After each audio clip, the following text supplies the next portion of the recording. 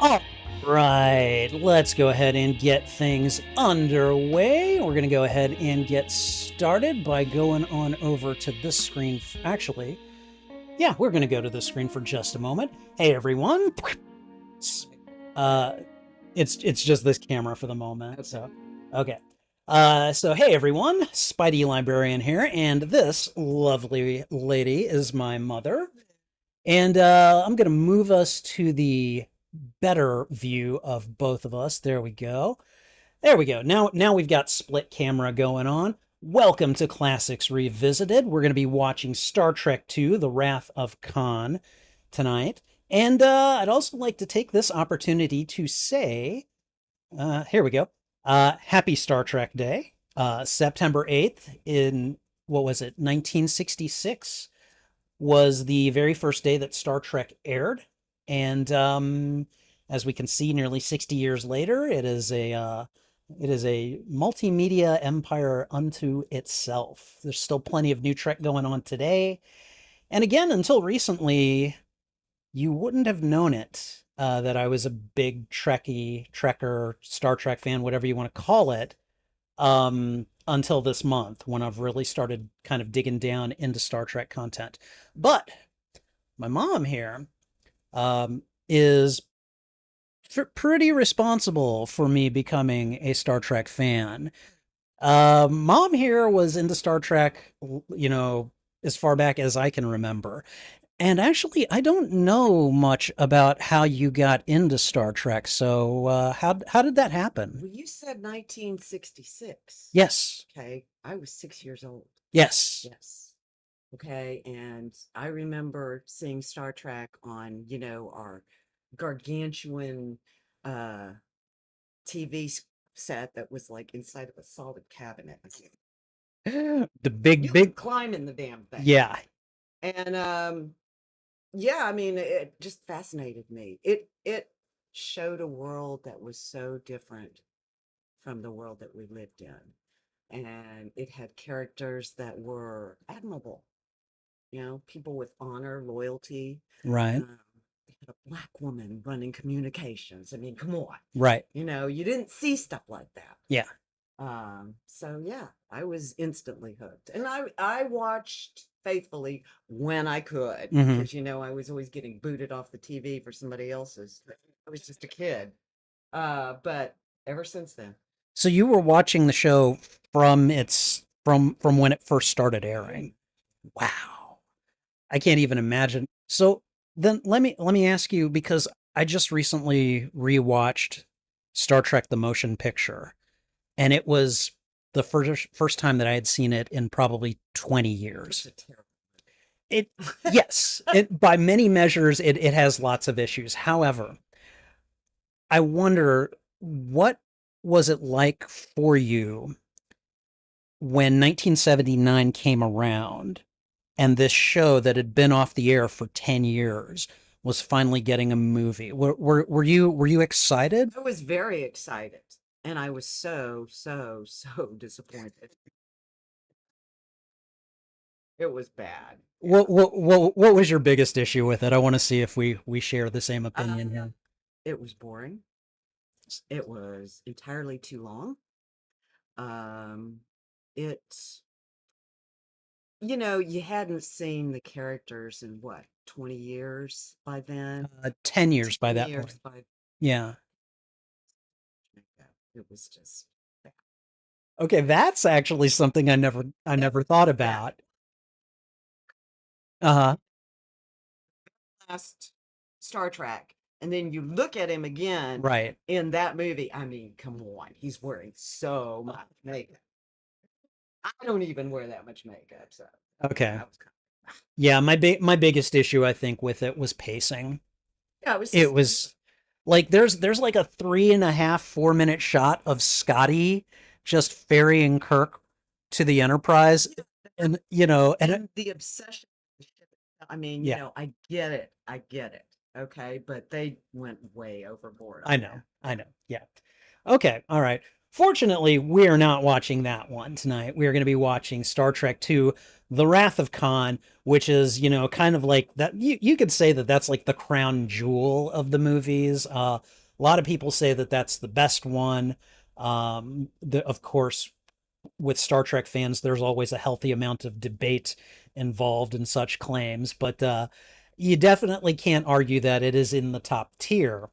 And this movie, this is one that you especially, I know, have some feelings about, because I can remember even when I was teeny tiny.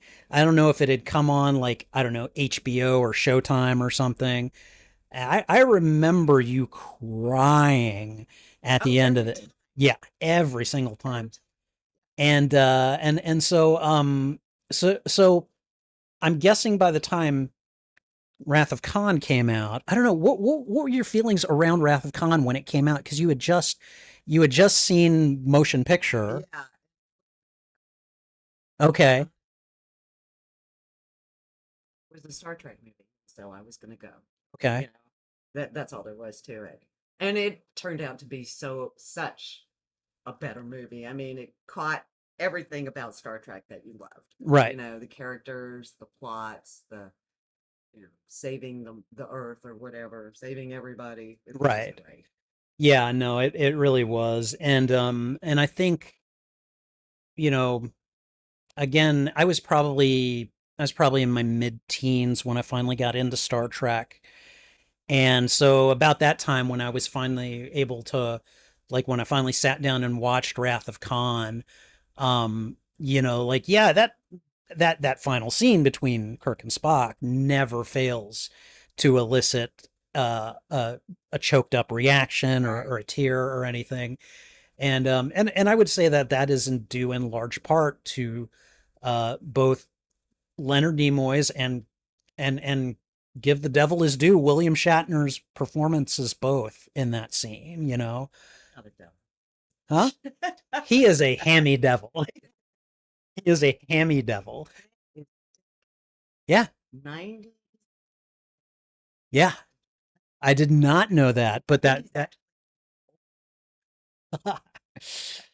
yeah, he went up into space not too long ago. I mean, yeah, yeah. So, um, and then for me, it's impossible not to think of Star Trek's 2, 3, and 4 as kind of one big story divided into three Right. movies. I think a lot of people have called that the Genesis trilogy, Yeah. essentially. Yeah. And I remember watching 3 and really enjoying it. I was surprised when you said recently you were like, I didn't care as much for 3. What was the driving point behind that? What did you didn't Well, like that? Uh-huh. and he's dead. Okay, the character that everybody loves is dead. Yes. So, I mean, it was you. We were talking about this earlier, and like you said, it was an adequate or a very good sci-fi way to bring somebody back, which I agree. Okay. I think it was too. But it just kind of pissed me off. It just like, why kill him if you're It just going to bring him back? I didn't get it. it cheapened the sacrifice. Yeah. So who am I to argue? It's Hollywood. It is. It is. It's very Hollywood, Very and it's definitely one of those, we got to bring people back. Um well, and they definitely picked the right way to do it. yes, Bring yes. him back. Well, and they gave him, like, Leonard Nimoy basically said, if you let me direct, I'll come back. And so it's funny because I've watched some younger YouTubers, like, watch these movies and react to them, and you should see it, Mom. You should see, like, especially the girls, because they all love Spock by this point. So by the end of 2, like, I mean, they're disconsolate, okay? And then I've seen a few of them. They'll be like, "Oh, it's called The Search for Spock." Okay, like, are they gonna find him? What's going on here? And then they see directed by Leonard Nimoy, and most of them are like, oh, even if he doesn't come back, at least he's in the movie this way. And I don't know. It's a lot of fun to see stuff like that. So, but but yeah, like a lot of people um are starting. I've noticed a lot of reactors have been starting to really get into the Star Trek movies, and I'm just like, good. Let's see what you think of Wrath of Khan. So all right. Well, as you guys know, we are here for Star Trek II: The Wrath of Khan, and we are going to get into it in just a moment here. I think what we're going to do is we're going to go ahead and get the sound test underway. Now, as some of you know, my back has decided that it does not like me very much right now, so moving a little bit slower than I normally do. But I think we should be okay to go ahead and get things underway.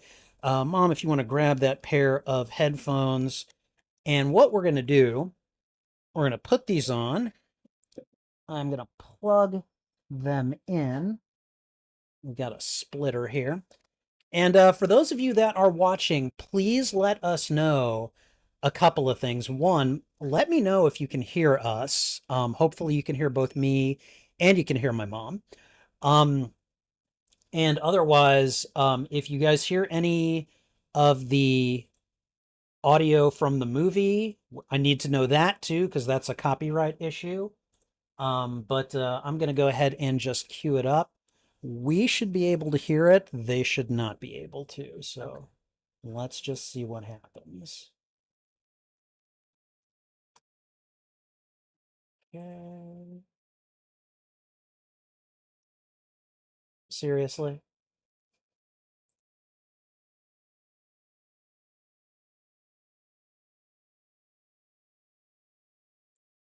All right. Well, something new every day, it seems. There it goes. Okay. All right. Can you hear it? Yes. All right.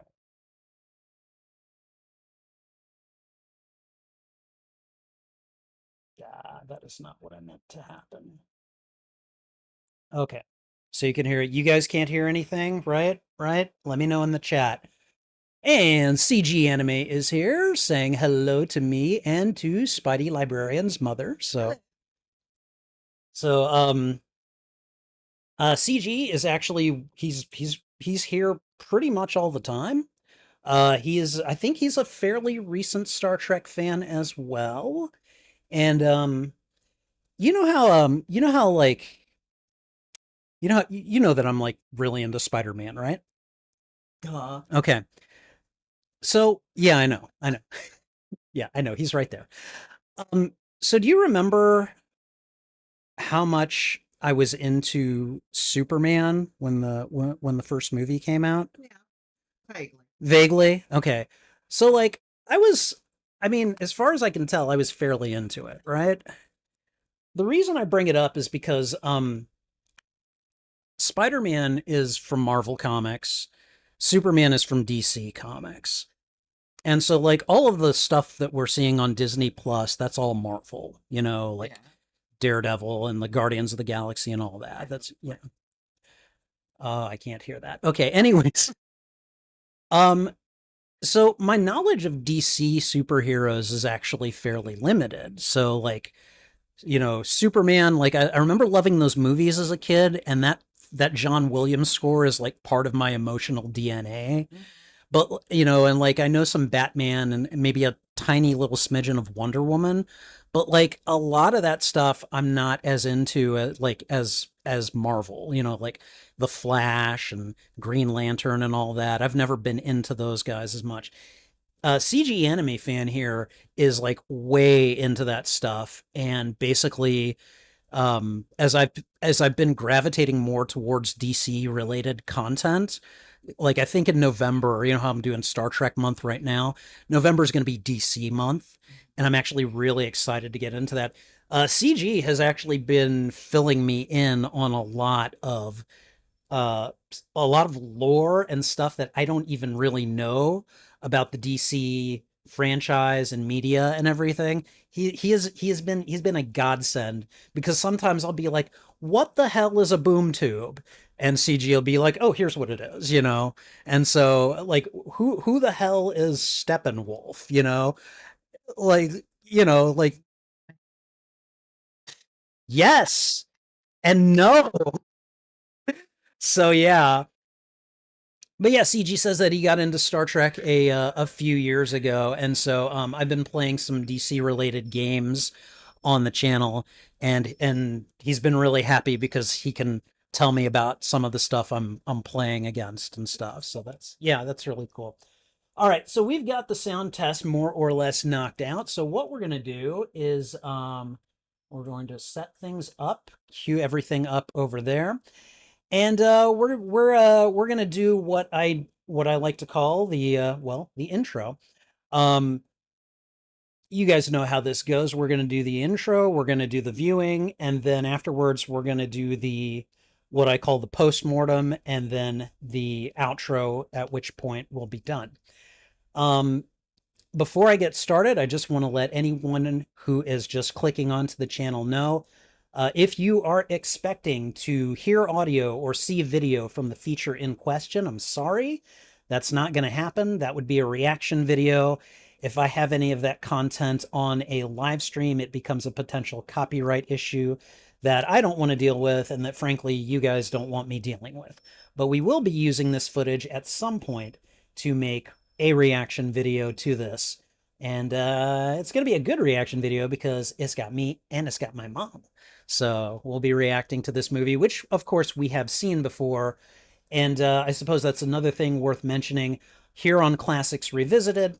I do reserve the right to stop the movie at any point if we want to talk about specific scenes or something like that. We sometimes do that.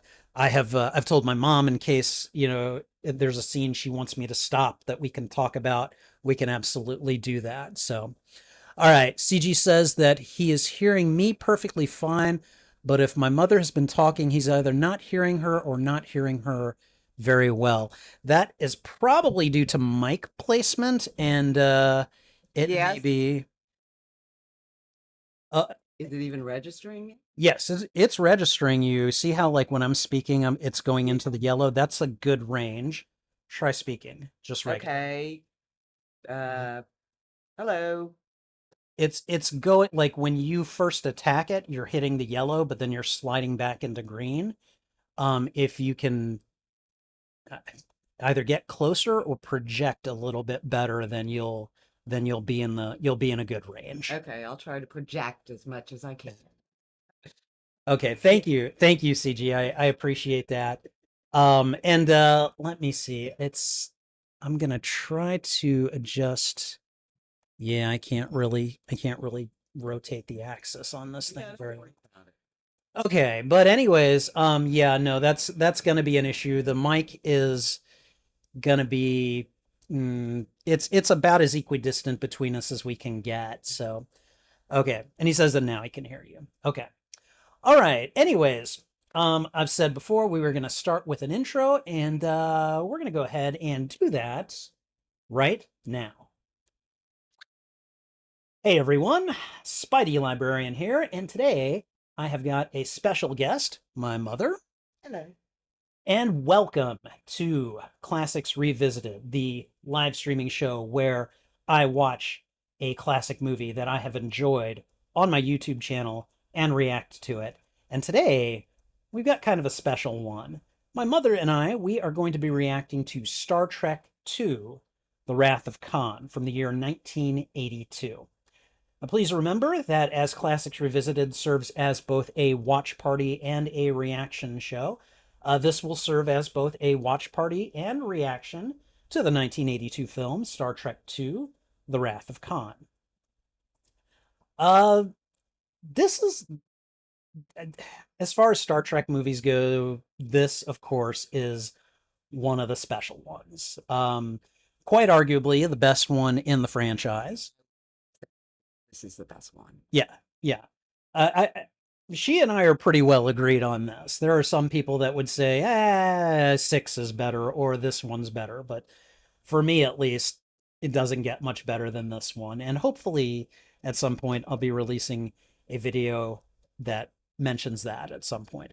But again, yeah, this is one of those movies that whenever I watch it, I can't help but marvel at just how ridiculously good the story is and how, like, I mean, as someone who's read his fair share of Shakespeare, like, I get what they mean when they talk about just how Shakespearean Khan's revenge is on Kirk and everything. And it's a movie that has a special place in my heart, but it's a movie that has a special place in your heart as well, right? You of course love Spock, Always. right? Yes. Now, was he always your favorite character? Always. Always? Always. What my was it favorite character. what was it about Spock that made him? Logic thing. Uh-huh. And, as a little kid, you're watching somebody like that.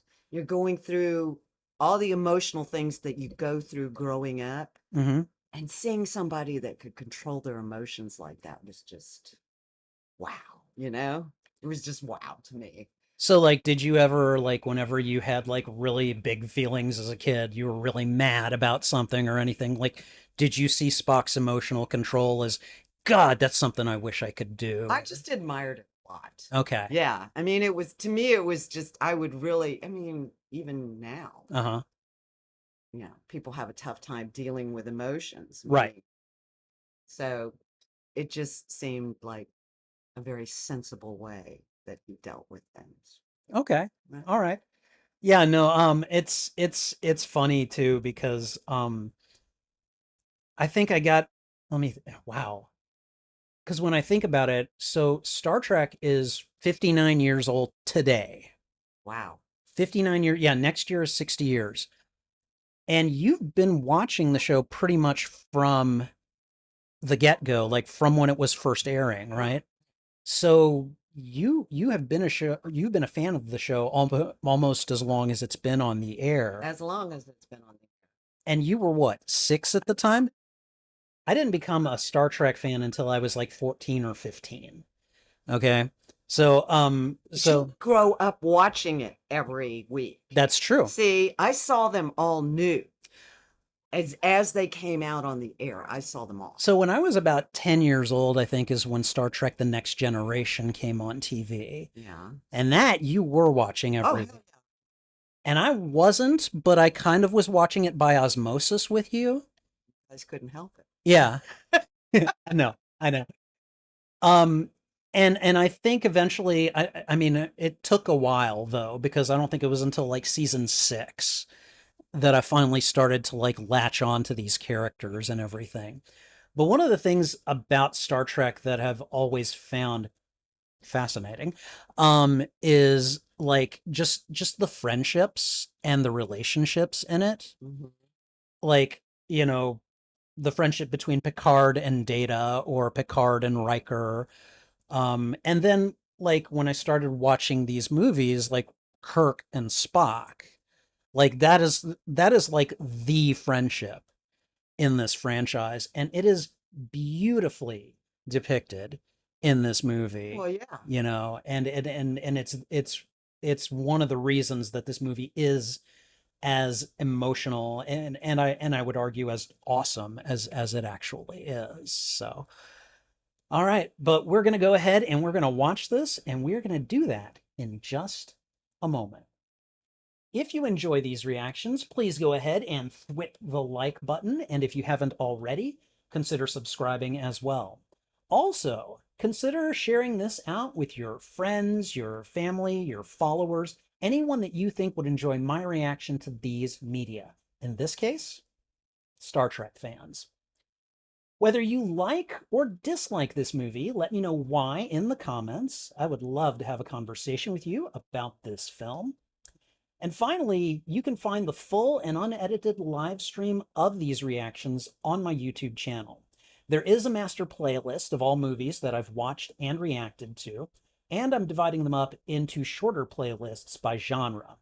Star Trek II: The Wrath of Khan would be found in science fiction, thriller, uh, probably adventure, maybe action, and I've definitely made a tagged playlist of revenge movies. Star Trek II: The Wrath of Khan definitely would be a revenge movie. Whichever of those playlists you go looking for, you can find them on my YouTube channel under the category Watch Party. All right, and I think that's everything. So we're going to get started here in just a moment. I think this is about the time we can start slipping those headphones on. So, all right. CG says that Spock is his favorite character from the original era of Star Trek, but his favorite character in the overall franchise is Jean-Luc Picard. Oh, really? I happen to know my mom is a big fan of Captain Picard's as well. So, um, let me think. We watched the finale to season 3 of Picard together, right? Didn't we watch the finale? The very Yes, I know. I've seen it. I don't know if we watched it. I think we did. I think we did. We had to keep telling your husband, go away. We're watching this. That. Yeah. That I believe. Yes. Yeah, no, I definitely like Captain Picard as well. Although I would have to say, probably my favorite character in the franchise at this point is Data. Although Spock is coming up pretty close because not only because of Leonard Nimoy, but Ethan Ethan Peck, I believe his name is, the guy who's playing him in Strange New Worlds right now, Uh-huh. is doing a pretty good job of filling in his backstory. So Yeah. Yeah. okay, all right. So I like meeting the younger Spock. That's kind of cool too. yeah, I do as well. Yeah. All right, guys. So here's what's going to happen. I've got the timer here queued up. I'm going to put a couple of seconds on it. What's going to happen is when I throw out the thwip, about a second later, I'm going to click play on the video, and then I'm going to click start on the timer. So hopefully things should line up by the time I do that. And yeah, we're going to get to it. This movie runs 1 hour, 53 minutes, and 2 seconds. All right. So we're going to go ahead and get to it. All right, everyone. 1982's Star Trek II: The Wrath of Khan. Here we go.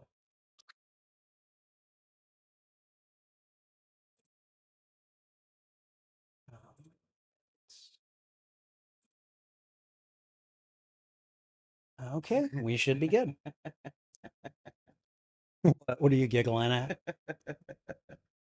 You know, Jeff. Jeff loves that. Oh, that's in this movie.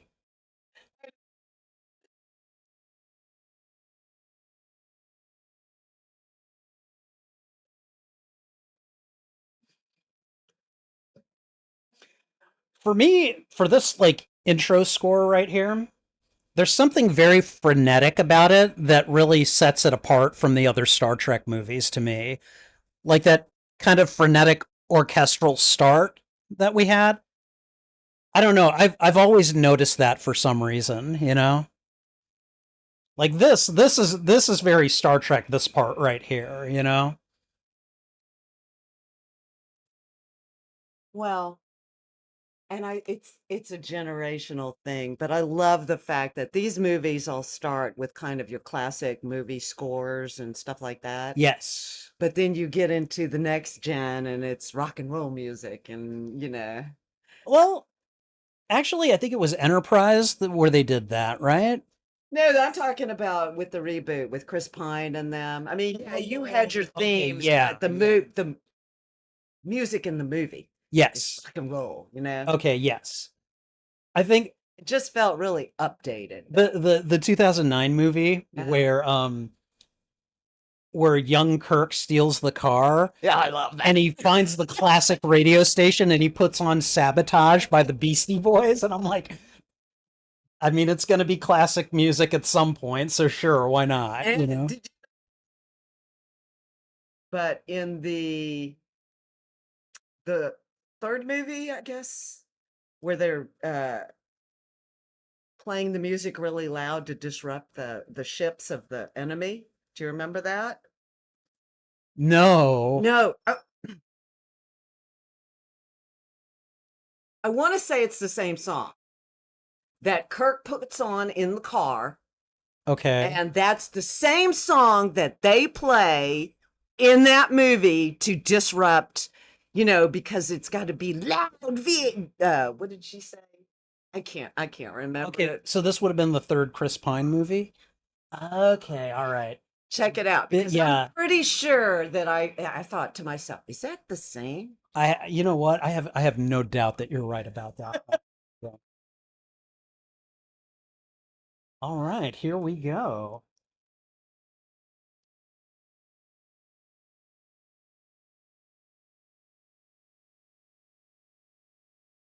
So, had you heard of the Kobayashi Maru before this movie?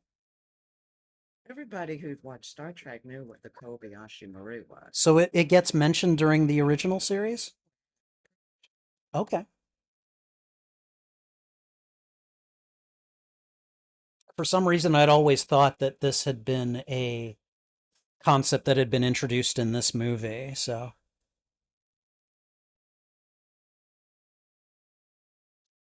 all right, Kirstie Alley's in this.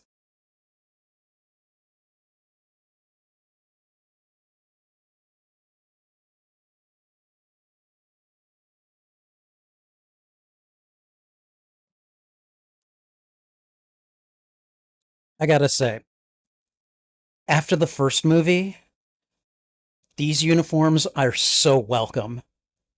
The uniforms in that first movie, I couldn't stand Oh, I them. know. Yeah, I totally agree. There was a lot with that first movie I just didn't like. Okay, a cursing Vulcan.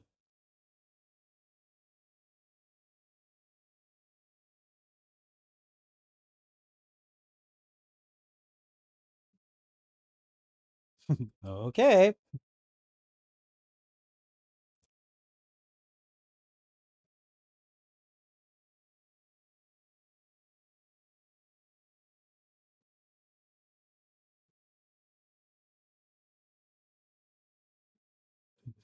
Oh my, as George Takei would say.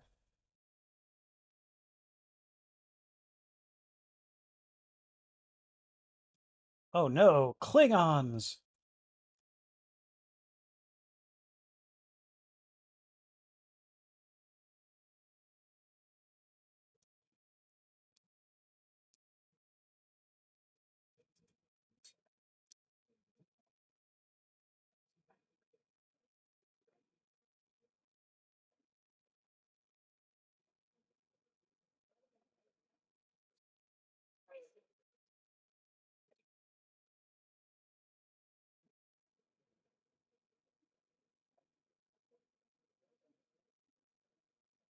Oh no, everybody's dying. Yep, pretty much.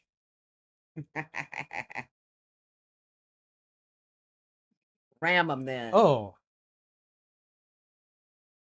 and nobody survived this one.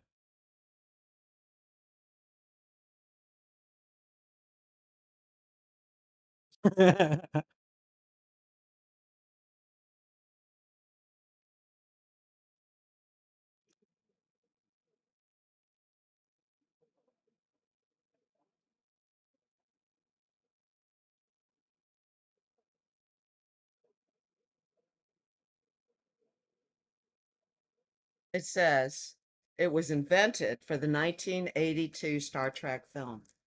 So you're Okay, right. This is the first mention of it. okay, okay.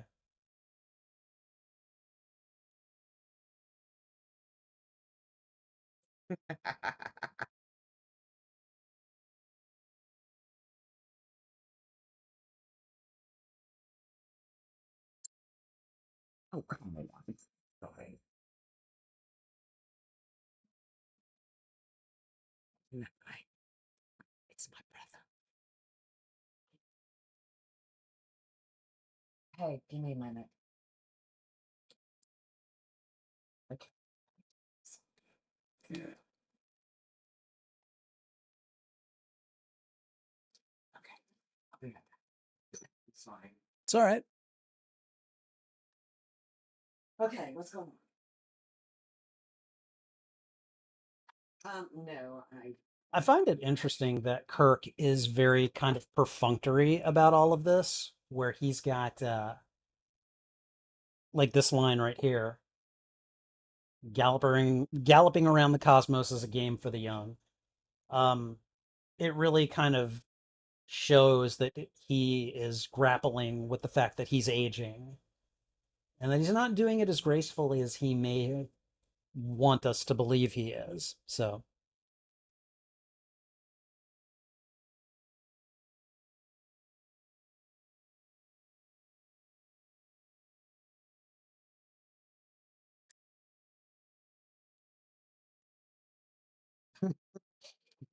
took the test 3 times himself.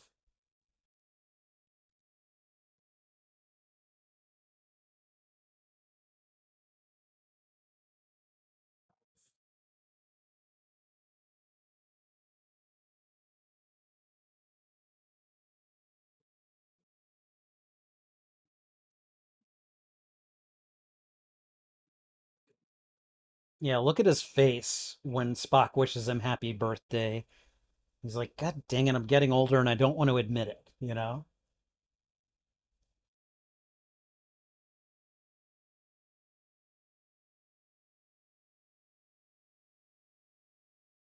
Yeah, even Spock is noticing he is not his usual self, you know?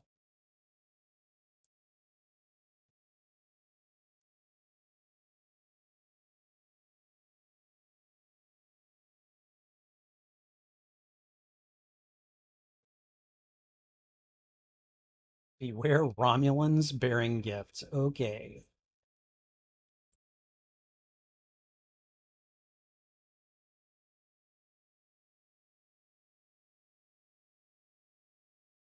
Just medicinal purposes. That's it. That's all he uses it for, I swear.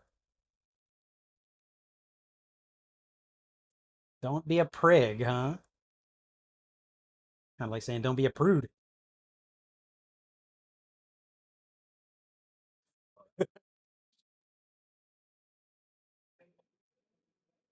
Hold on one moment.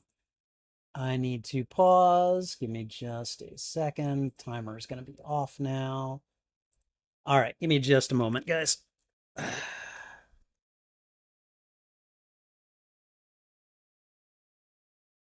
That's a clock on me.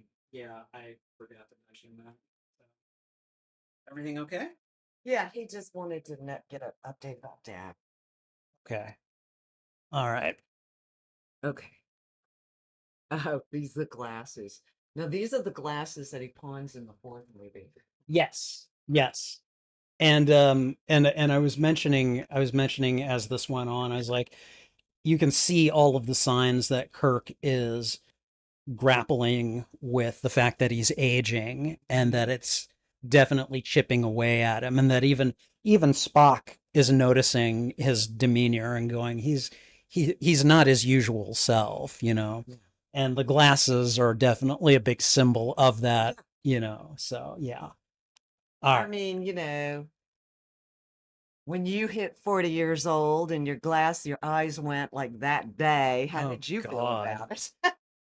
I know that's what happened to me. Yeah. Yeah. It's just like, oh man, You're 40, boom. your body is just like, screw you. So, all right, let me see. We're at 9 minutes and 51 seconds on the feature. So I'm going to let it play for 6 seconds and then I'll start the timer again. Um, so I'll go ahead and click play on the thwip. Here we go.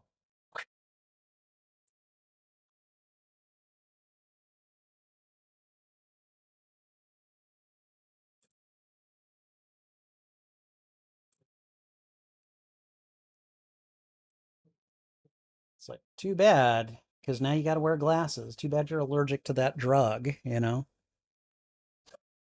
That look. Romulan ale. I love how Romulan Ale comes back to play a part in the sixth movie. Whereas Spock will let something like this go. McCoy, on the other hand,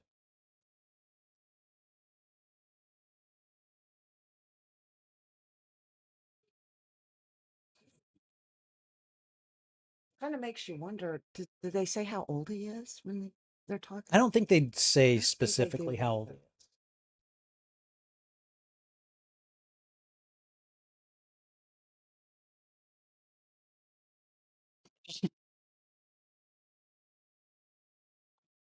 Yeah. I also don't think Dr. McCoy gets the credit he deserves for being like he's the one that often calls Jim on his Well, bull, he's the you know. conscience. Yeah. McCoy is the conscience of everybody. I think people get put off by the fact that he's kind of a grump too, you know? Yeah. But like I kind of like the snark, you know?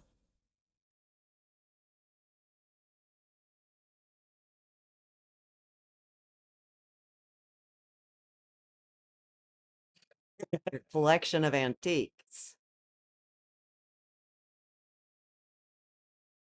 And I mean at this point what he's not married, he doesn't have anyone, you know. He's just got a house full of antiques, Yeah. you know? So literally the only thing he's got is his work, essentially, you know?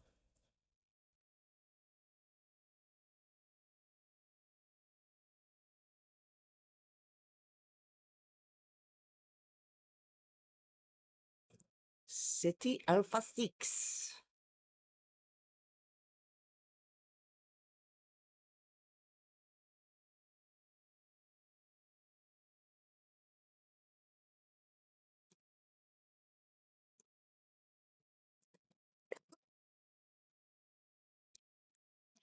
So that actor right there, Paul Winfield, he plays the Temerian that gets stranded on that planet with Captain Picard. That guy right there? Yeah, that actor.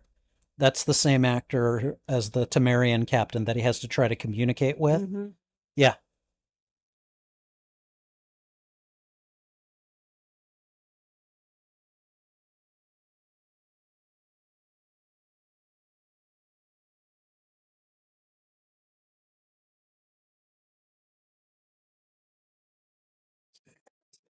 You know. For some reason, his delivery of that line is something that I remember. You know what you know. He says it with such attitude, and I love it.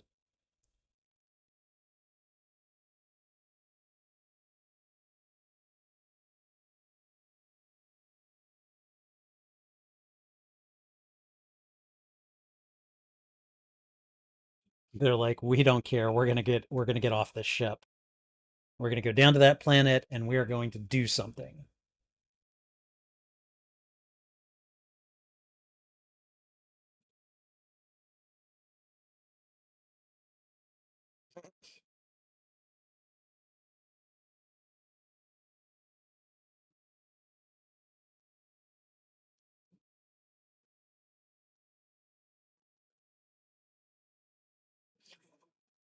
So, in your mind, does David, do you think, know that who his father is at this point, or you think he does?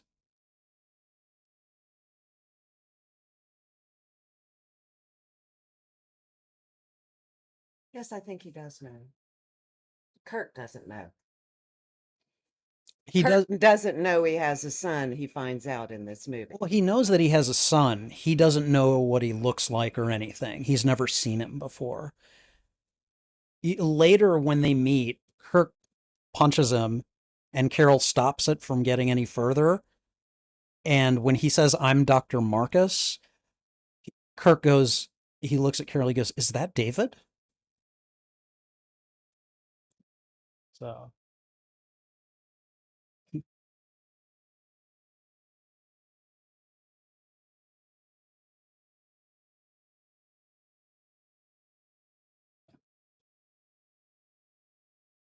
This is just this entire scenario, the way it comes about is just, I don't know. I love the the narrative kind of contrivance that they took here to make it happen.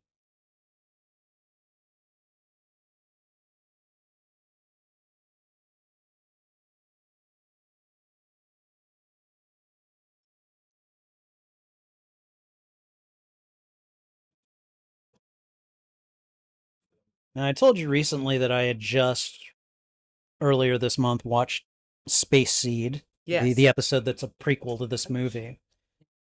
Um, this interior of the Botany Bay looks very different from the interior of the Botany Bay that I remember from the original series, where it was much more spacious, much more colorful. Um, it looked a lot more luxurious than here. He And said those look like packing crates, not that they look like a ship.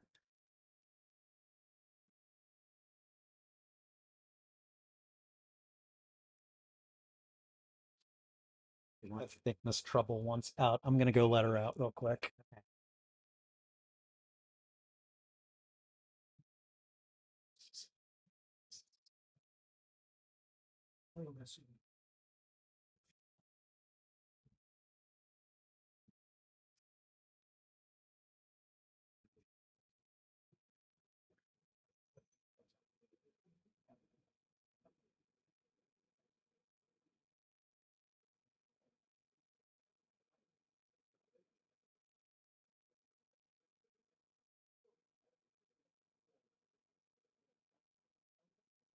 Walter Koenig plays this terror so well.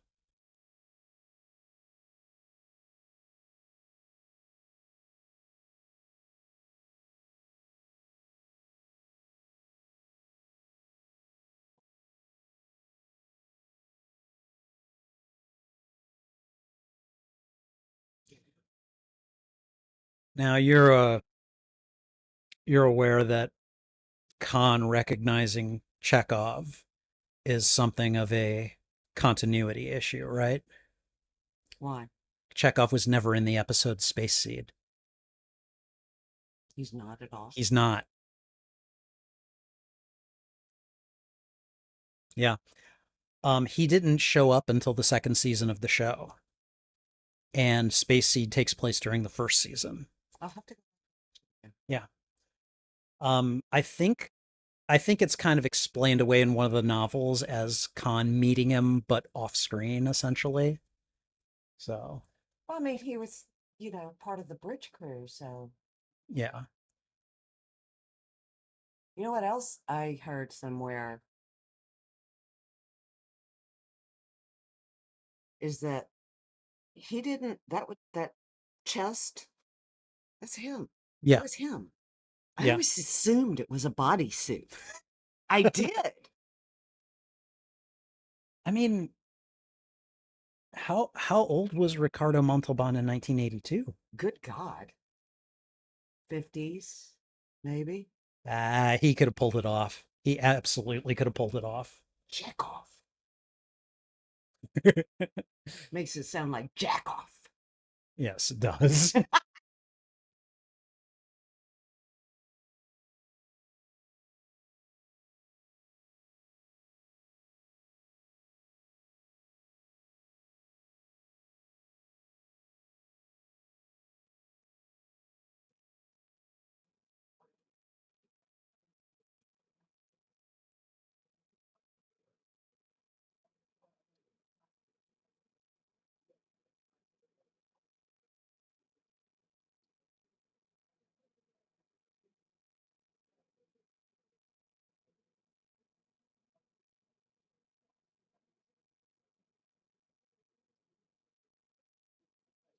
Wow, I think this movie premiered exactly 15 years after that episode, too.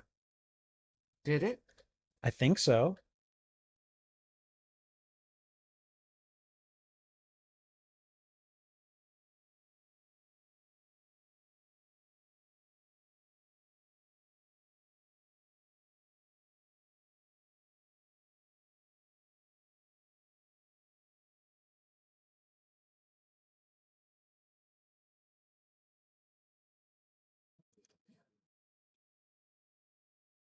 the Admiral. the venom with which he says, "Admiral, he's gotten a promotion."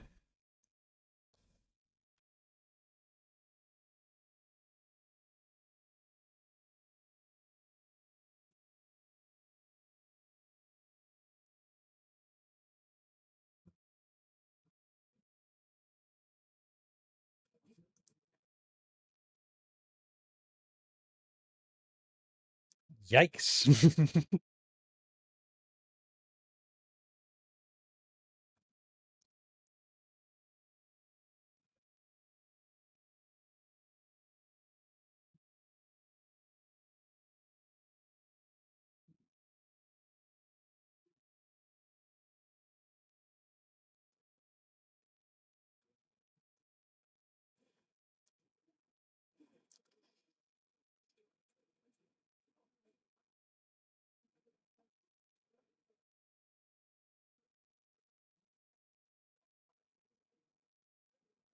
Well, self-expression is not a problem of his either. No, no.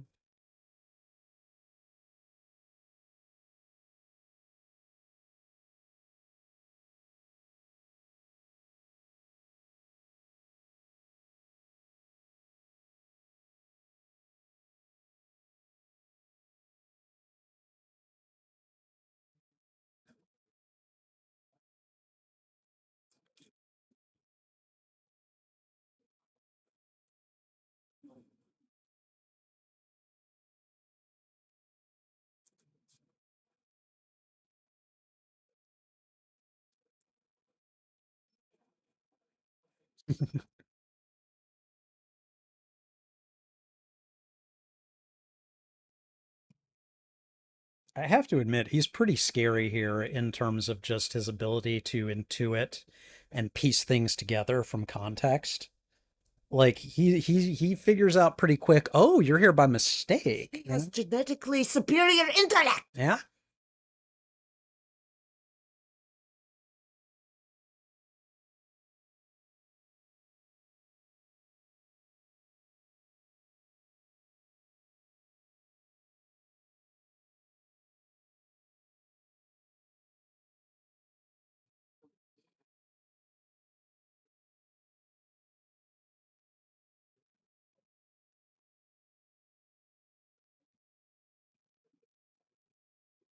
Oh, you mean the lady on the Enterprise that you Yeah. basically suckered into coming with you? Yeah, basically. Man, I took one look at that woman and clearly, I mean, she suffered from not being written very well, but to me that was a classic case of, "Oh, I can fix him," you know?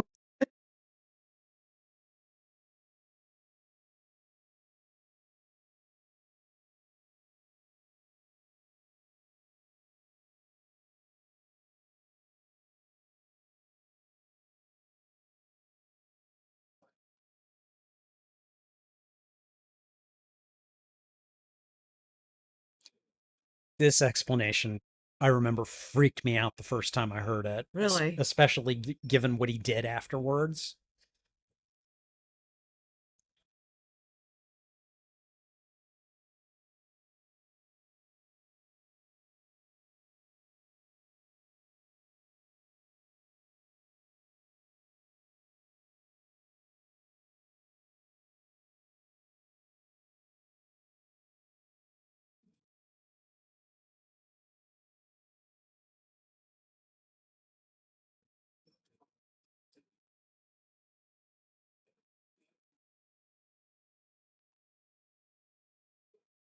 He's just like, "Yep, go ahead, put their helmets on him now."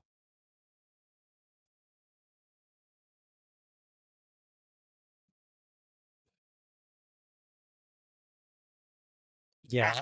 Yeah, see, it's like, "Oh God." And him just telling you what's going to happen after they do that to you, no. Like, yes, the explanation itself is terrifying.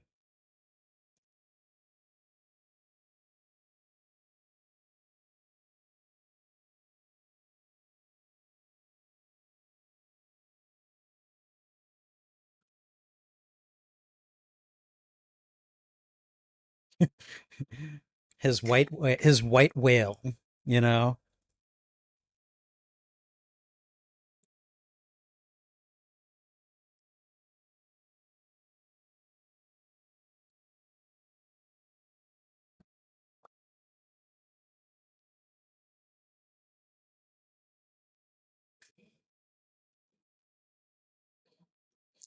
See, and I remember the shots from the motion picture were pretty of the Enterprise. They were. But the ones that they do here are really nice too, and they're nowhere near as long and Thank lingering, you God. know? Yeah, they fell in love with their model and just went a little nuts, I think. Yeah. Yeah.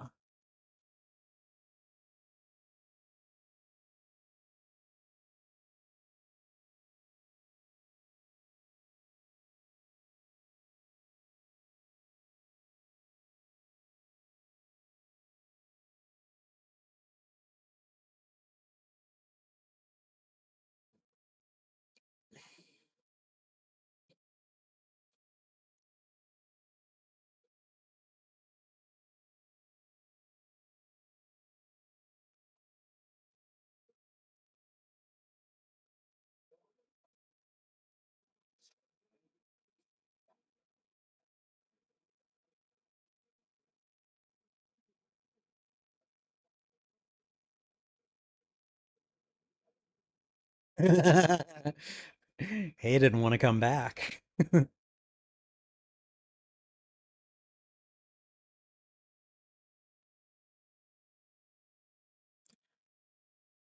Now, do you know who he's supposed to be? Scotty's nephew. Yeah.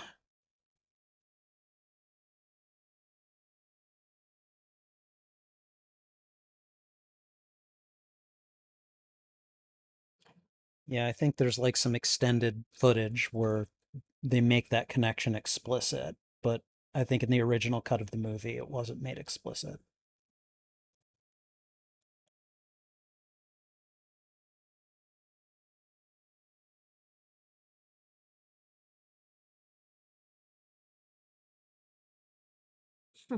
It is really weird seeing Kirstie Alley as a Vulcan, you Yeah. know? I just it's never what I expect.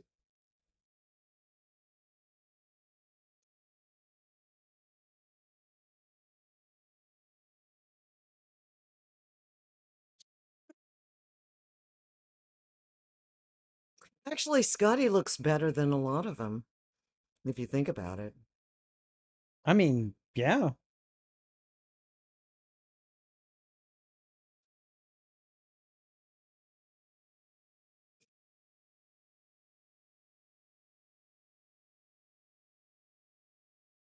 Later.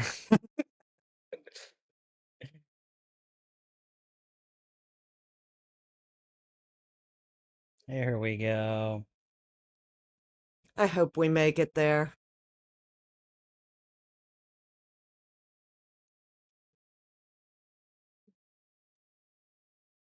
So it's a whole bunch of trainees and the original bridge crew.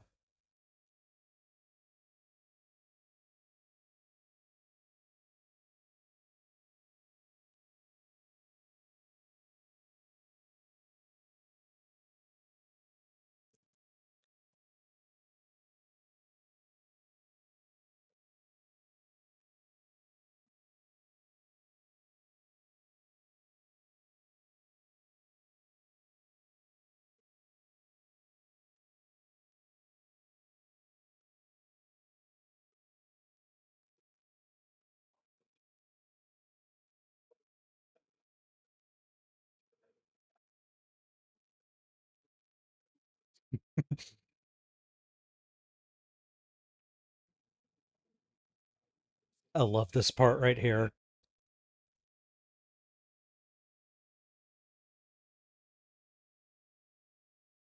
He is not talking much, and just look at his face.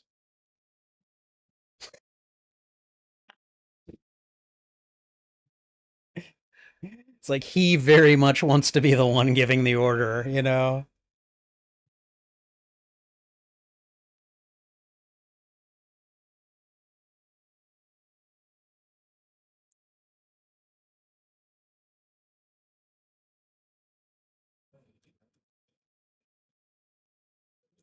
Yeah, there's enough of the ship to satisfy all the geeks, okay? But it's not excessive like Yes. it was. And stuff like this where you see the guy waving at him, that's just cool. Yeah. Oh yeah. And there's your shot of the Enterprise right there. It's like, okay, we're pulling out of space dock, we're moving through the cosmos. It's all good. Can we stop for a minute? Oh yeah, yeah. All right, we're gonna pause for just a second here. Let me go ahead and get everything set up so that we can do it quickly. All right, and pause and So, pause. wanted Okay. to point out something. Uh-huh. Okay, so you saw them coming out of space dock, right? Yes. Okay, you said you've not seen all the episodes of Enterprise. I actually haven't seen a lot of episodes of most of the shows. Okay. Well, there's this part in Enterprise, Uh-huh. okay, where they're damaged. They're heavily damaged because they've been fighting. They've been out fighting. Okay. And their ship is basically starting to show it, right? They come across this facility in space that is unmanned Okay. and basically opens up and widens to accommodate them and repairs their ship. Really? Fully automated, Okay. okay? But there's a cost. And I'm not going to tell you the whole story, Okay. But basically, what they wanted to repair, I mean, they did major things to their ship. And all they wanted was warp plasma, I want to say. Okay. Some liters of warp plasma. And Enterprise kept going, that's like really cheap for all this work. What's going on? And they were trying to investigate and they did figure out what was going on. I'm not going to tell you. But it was interesting because that space dock looks a lot like the one that's in Enterprise. And it basically, when you see it and they see it, they look at it and they go, that's not big enough. But the damn thing starts opening up and widening out so it will fit their ship. Huh. Fully automated. And they're all freaked out because they can't figure out what's going on. So, and this is Scott Bakula's. Yes. Okay.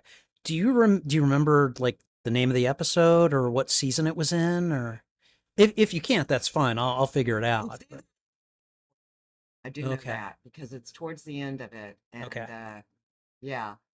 I watched like I think the first maybe season and a half of Enterprise before Oh my God. I ended up giving up on it because I think I was like in library school at the time and just other stuff got in the way. So, I mean, when yeah. it was over, when they knew their season or their show was coming to an end, Uh-huh. that's when they got creative. Okay. Okay. And they what was it, the Mirror World or Yeah, there are some Mirror World episodes in that show, I think. there's a Mirror World episode. Okay. It's them bad. Like, Okay. anyway, it's just them being bad. Okay. They're bad. Okay. Kind of is highly entertaining. Okay. Yeah. So, but that space dock right That there. stock there. Yeah. That Okay. was like, it looked like it. Okay. Yeah. All right. No. And it was neat looking. So one of the things I'm doing on the channel this month is I at least once a week I'm watching a different show, like a different episode of Star Trek. And it's always an episode that I haven't seen from the various shows. Okay. So like okay. Yeah. But like I think this week I'm going to be watching the season finale of Strange New Worlds, and then next week I'm going to do an episode of DS9, but I think Enterprise You said is the your last favorite one. So, episode of DS9 is one you've never seen? yes. Which one? It's called In the Pale Moonlight. Is that the one where Nog has a broken leg? No. Okay, then that's the one where they convince the Romular commander to go to war. Yes. I do it. Yes. See, see, That is the best Deep Space Nine episode. see, out and there. and I've never seen it. You have got to see that. And like I've never seen it, and you know what? just the You're the one who talked me into watching Deep Space. Yes, I know. I know I am. Because I wasn't going to watch Deep Space Nine. I didn't care about Deep Space Nine. Yeah. Damn, that is a good show. Yes, it does. Yeah. Yes, it does. No, that episode is my favorite just based on what I know about it. Oh, it's excellent. Okay, good. Excellent. I'm really excited to watch that one. So, all right. Are we good to resume or? Yes, resume. Okay. All right. So, let me see. We are at 30 minutes, or no, 31 minutes and 23 seconds. So, I'm going to go ahead and let it play for a couple of seconds before I resume the timer, but you can go ahead and rejoin us when I throw out the thwip at 31 minutes and 23 seconds. Here we go.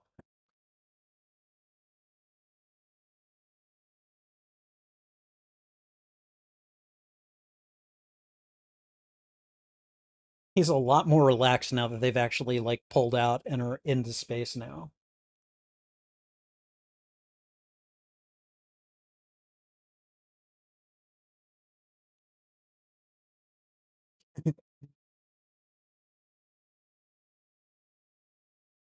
The more relaxed Kirk looks, the more like mystified and grumpy Bones looks.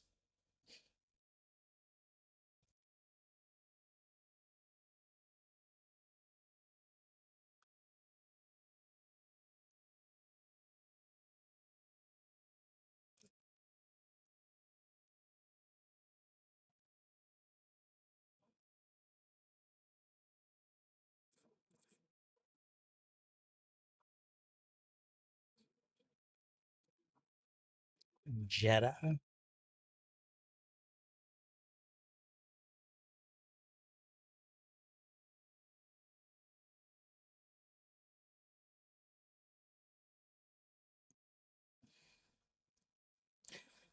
Chekhov looks so dead-eyed during this part here. Well, because he's being controlled. Yeah.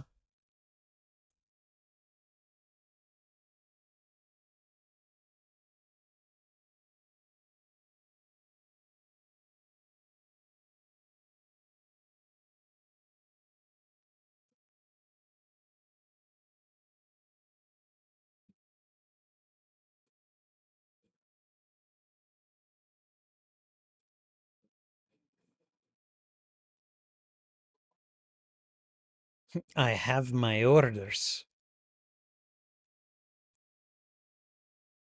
Of course.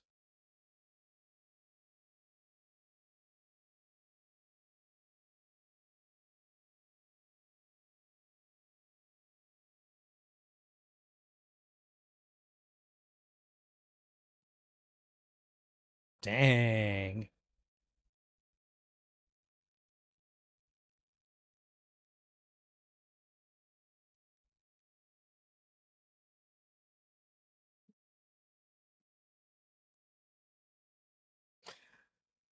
The way she stands up for her material, like I was impressed. I was like, God damn, I wouldn't want to fuck with this woman, you know?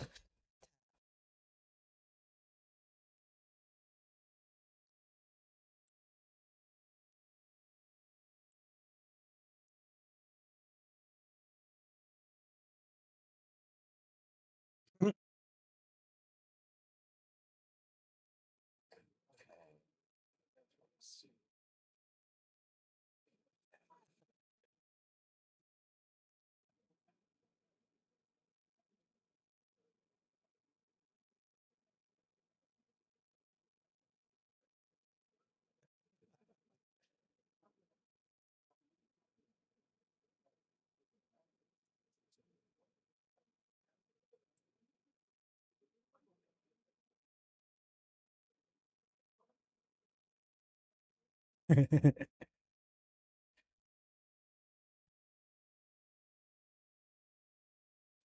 think until you find out how he beat it, you don't quite get what a joke that is when he says it's a test of character and she's like, "Oh, well then how did you resolve it?" and he won't answer.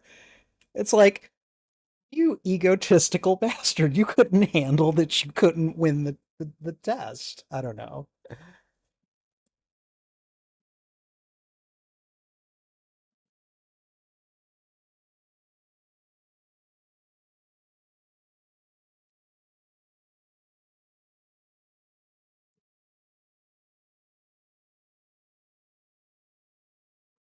Oh, Bones.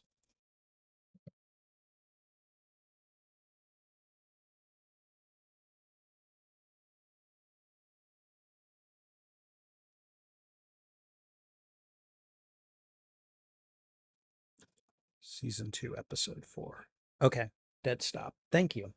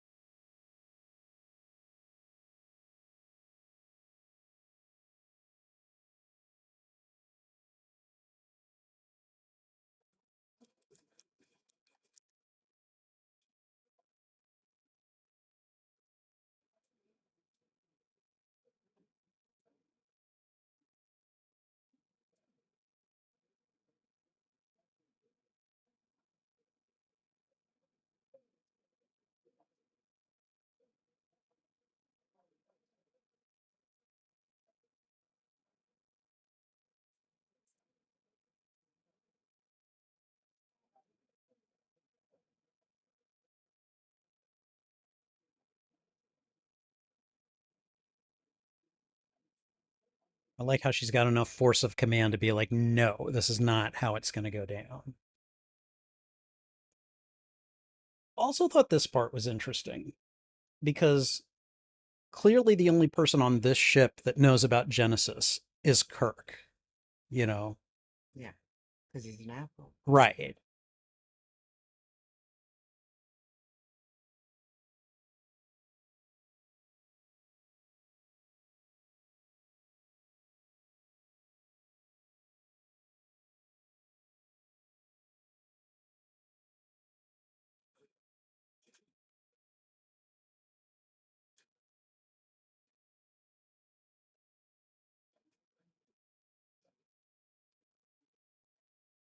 He's so serene, you know?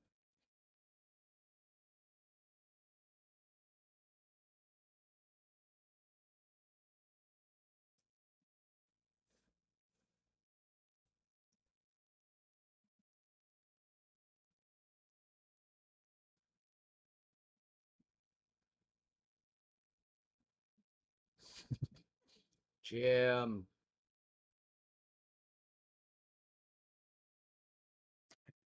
I love that line.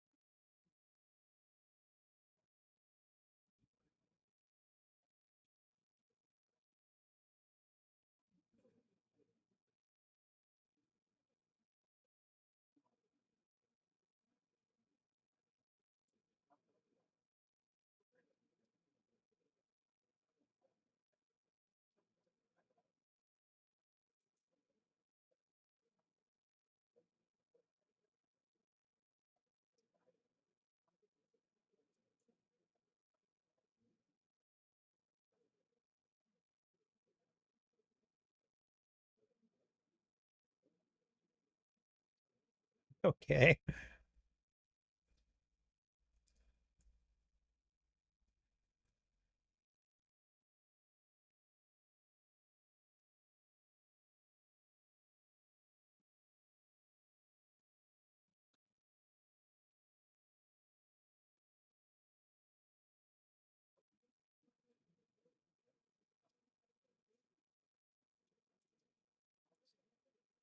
I mean, life happens, right?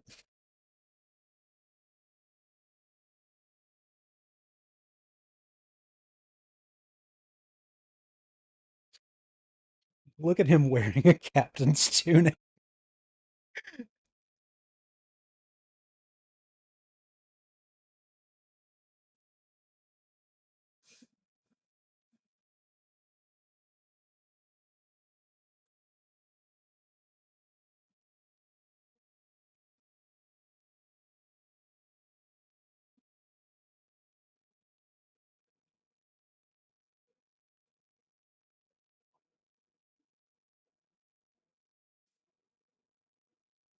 He tasks me, and I shall have him.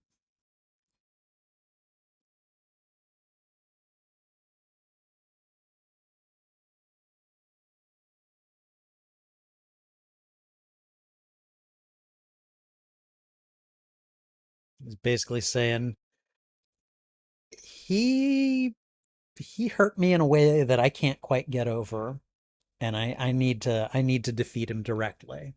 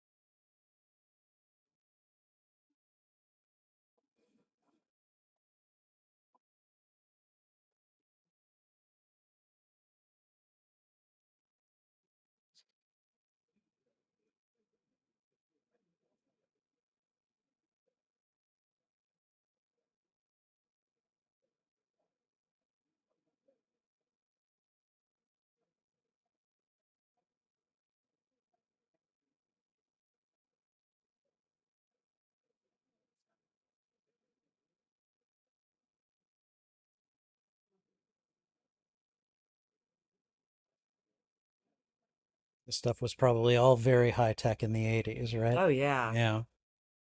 Oh yeah, that was some high-tech shit right Yeah. there. Yeah.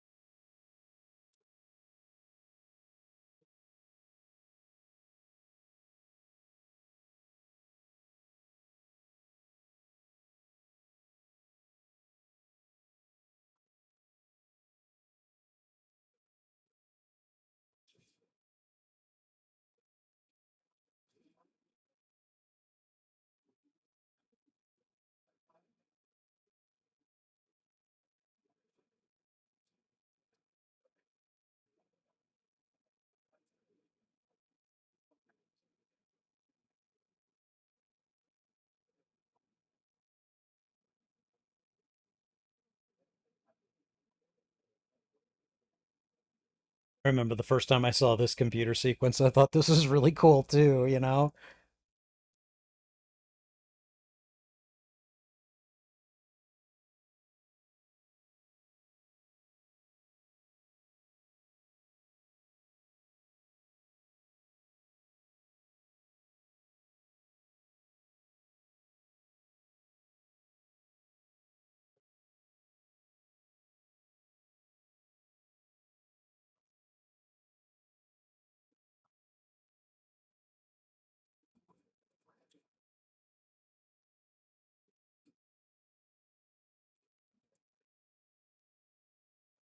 Yep.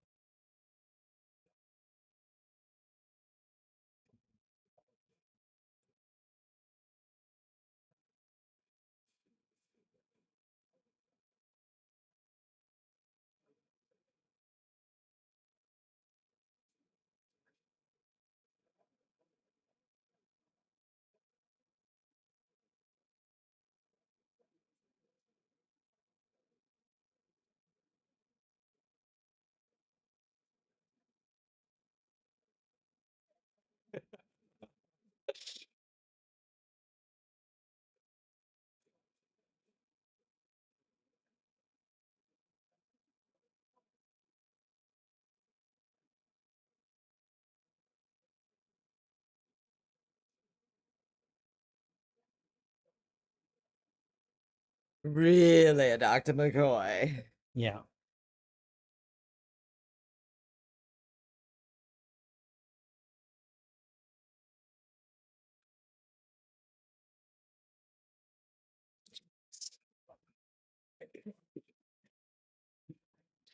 That was some racist stuff he was starting to say. Now, he always went off on him like that.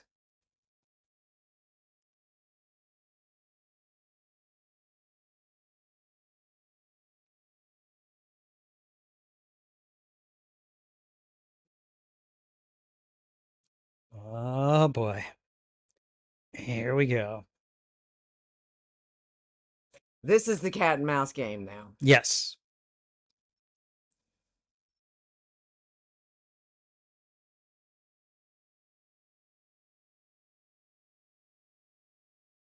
Let's be friends. We are one big happy Starfleet family.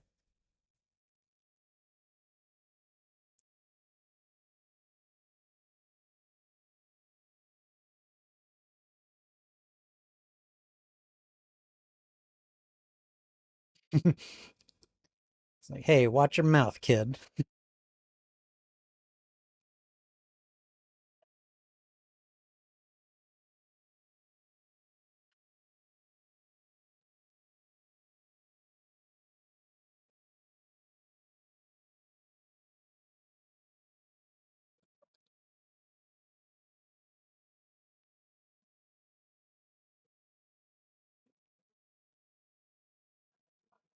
Look at those pecs on that man. Mm-hmm. I meant to look up how old he is. Is he still alive? I don't know, actually. Yeah, I don't either. It's very cold in space.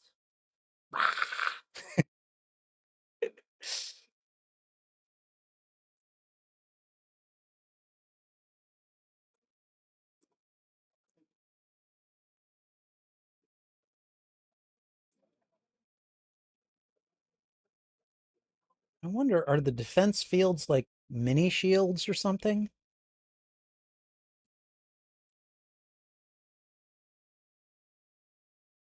Oh, he died back in 2009. I didn't even know that. Okay. Okay, so what year is this movie? 1982.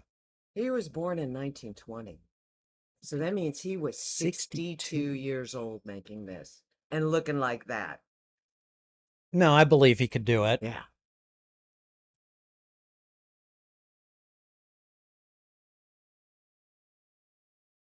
That means he was 47 during the time of Space Seed. Mm-hmm. He looked good for 47 in that time. Yeah.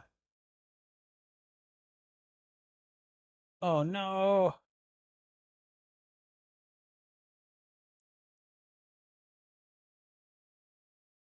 God, add to all this chaos that this is a bunch of kids.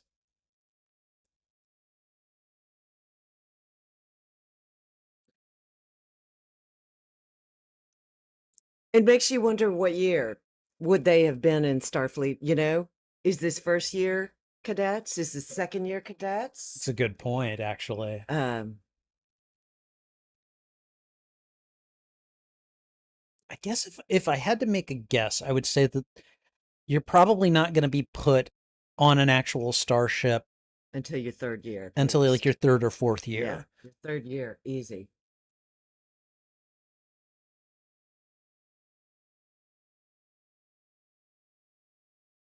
I mean, I've been wrong before, but that makes logical sense.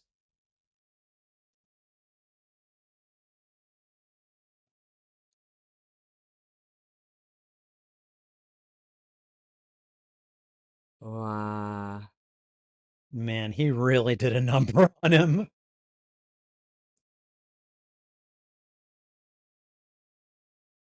Okay, so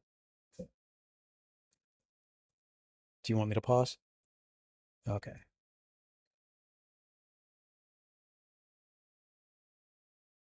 here we go. Here we go. Everybody's like, what? They're all shocked. Oh, oh shit! I did something. Oh. Yeah.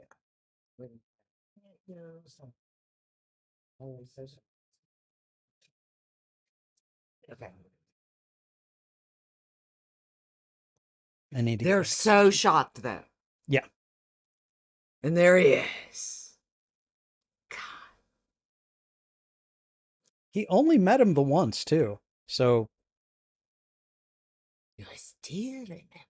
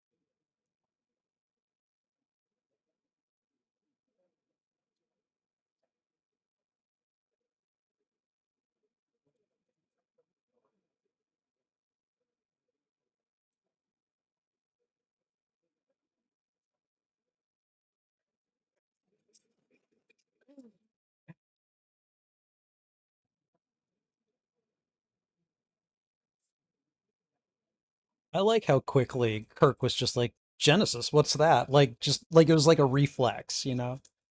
Clear the bridge.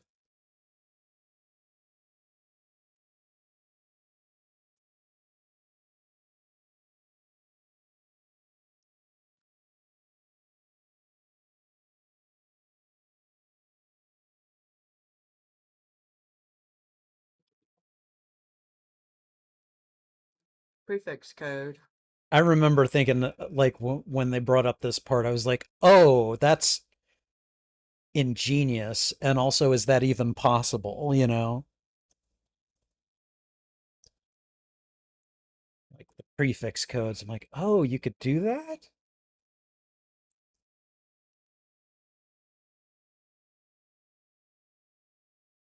And then Puts here, on his glasses. yep. Gets all just looks at everybody He's like, like, oh God, fuck. he's like, damn it. I gotta put on the glasses. Gotta show my age, you Yeah. know?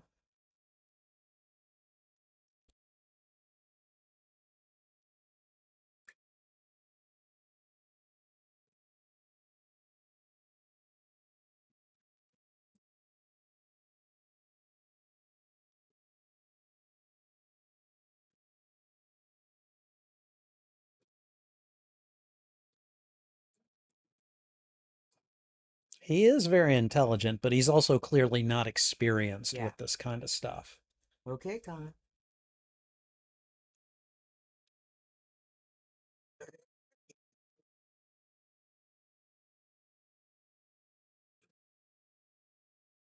He's such a magnificent bastard, you know? Like, he's evil but charming at the same time, you know? Sulu, we're ready. Boop,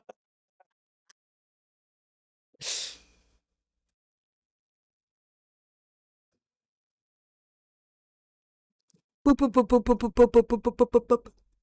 What? That's what they're doing to their drawers right now.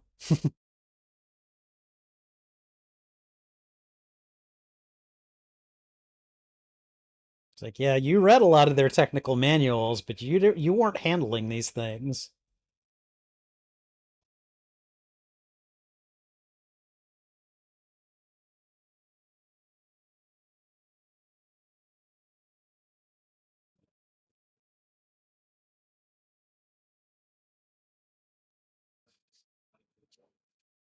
Anna's like, no, today was supposed to be Christmas. Yeah.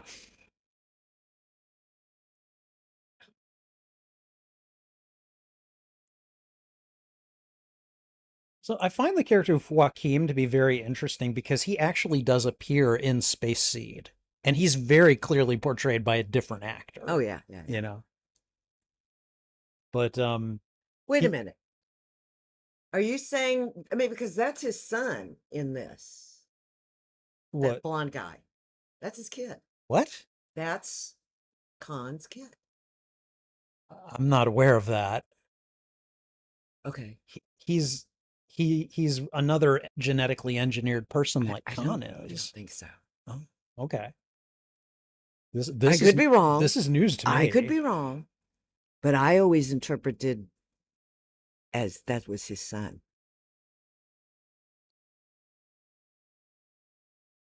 Oh. Scotty, look at him. I know. That's his nephew. Yeah. Is the word given?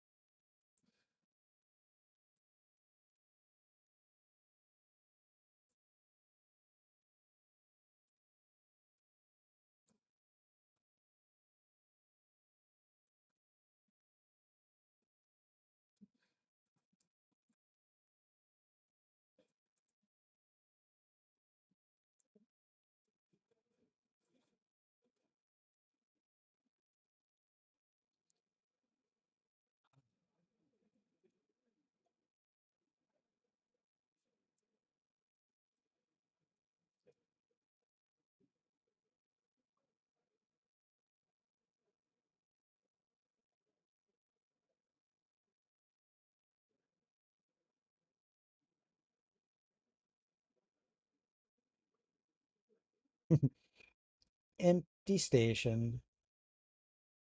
No, all the lights are on, but nobody's home. Pretty much.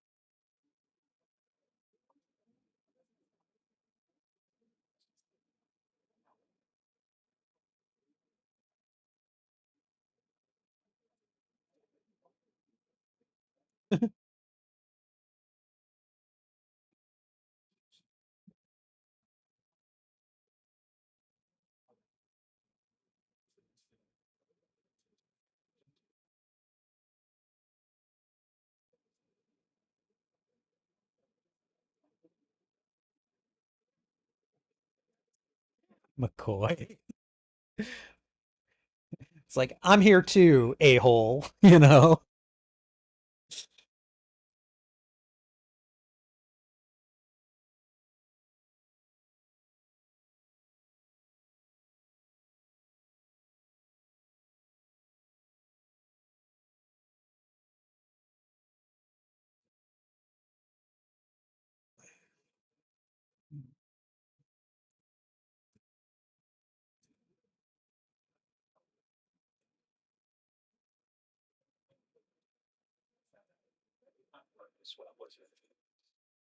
There we go.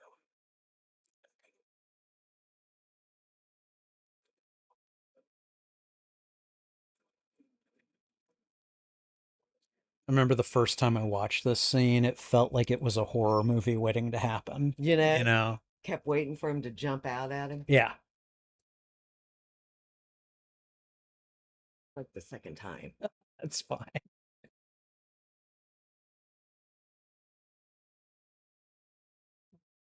That's what it felt like. It felt like Alien.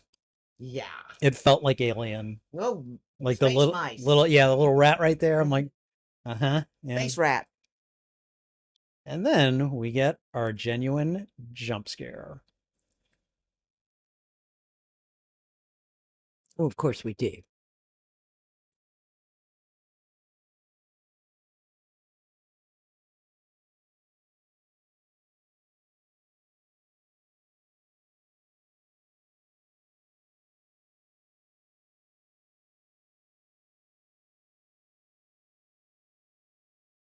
Khan just went nuts on these guys.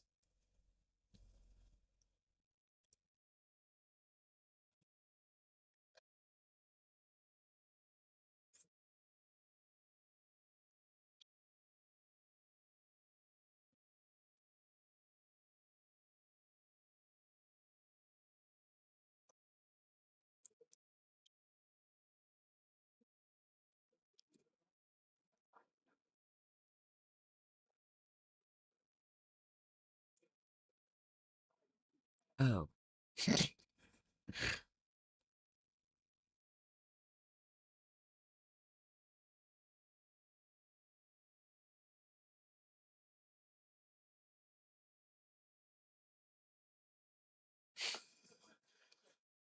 Poor Oh, Uhura. her. It She's was God. she still hasn't been given that much to do in this movie, you know? Like she's gotten more to do than in the previous one. Yeah. In the next movie she gets a little bit more to do though.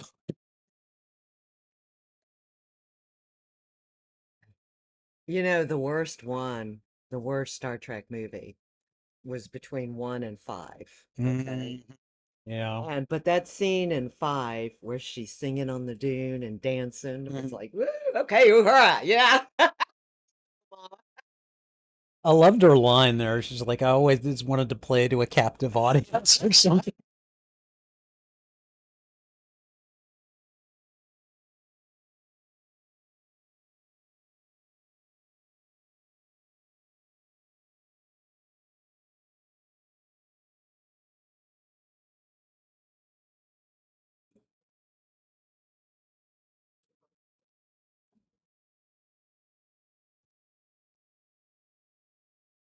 Oh, God.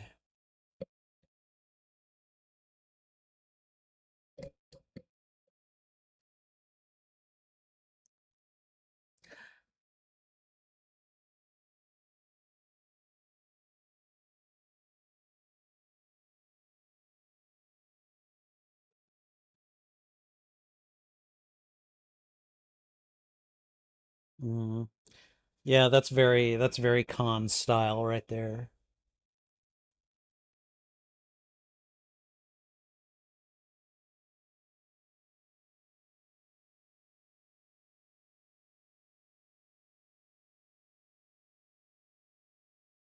Yes, that is very illogical.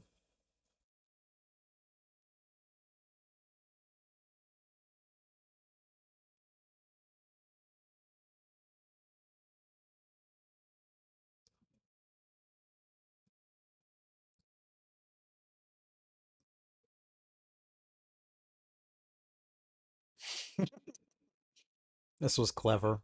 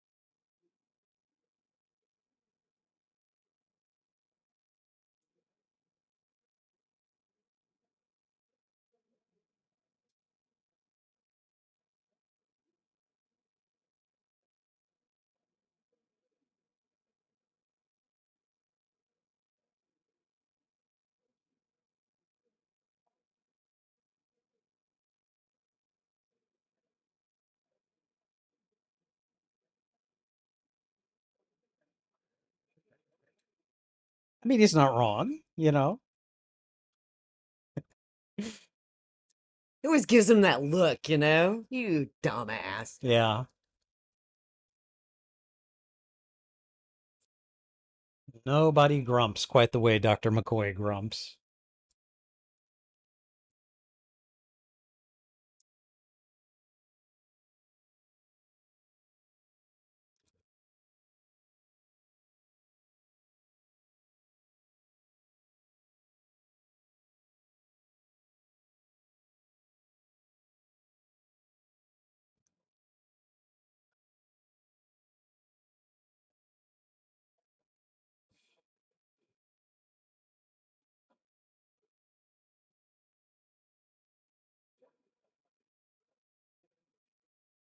Oof.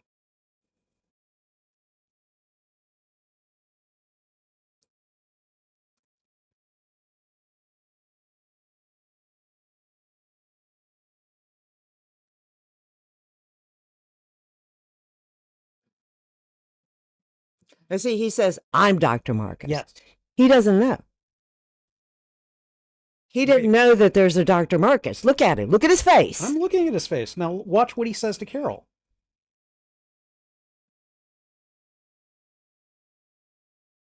So he knows about David.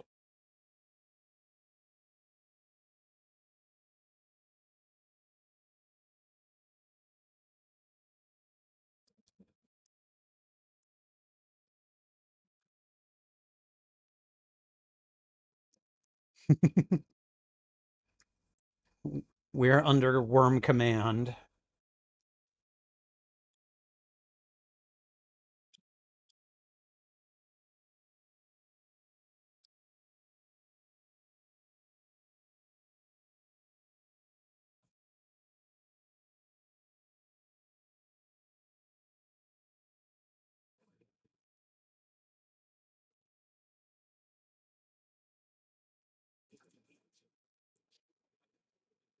He just can't let well enough go. Kill Admiral Kirk.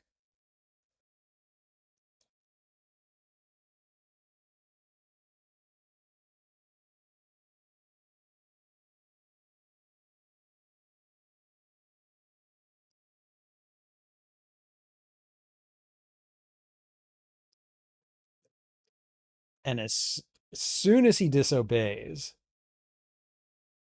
it's like the worm is trying to kill him or something. No, he kills himself. Right, I know that.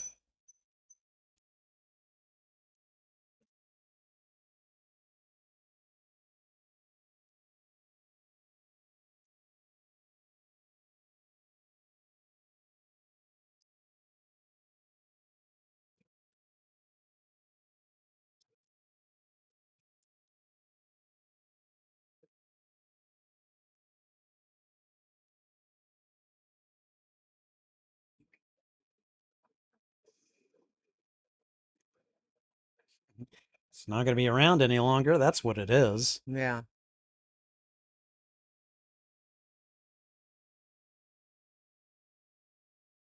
Look at how mad he is.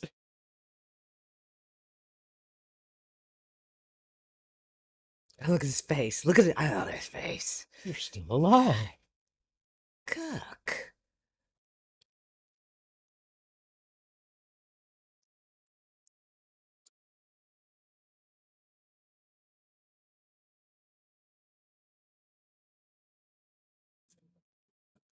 Keep missing the target. I love that.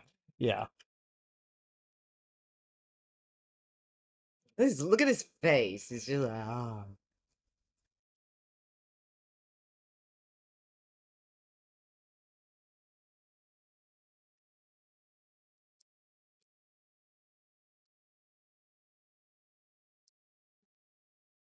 What the heck were you going to do, David? Wait.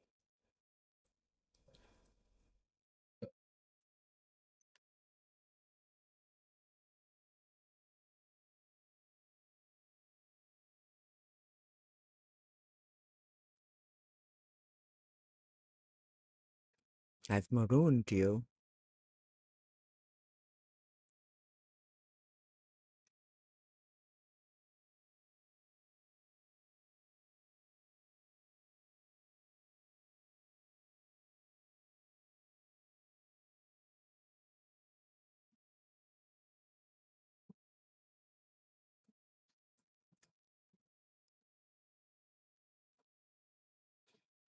And here it is. The laugh. The yell. I can't tell you how many memes have been made off of that.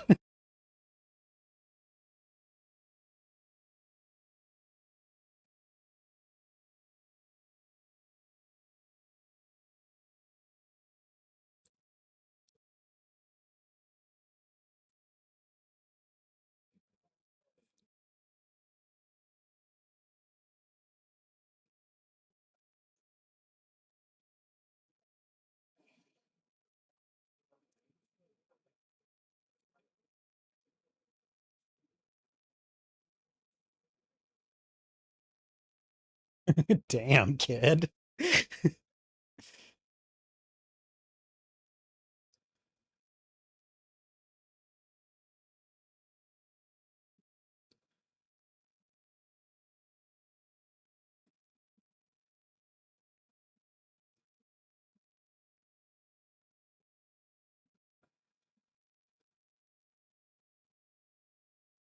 I love the humble bragging right here.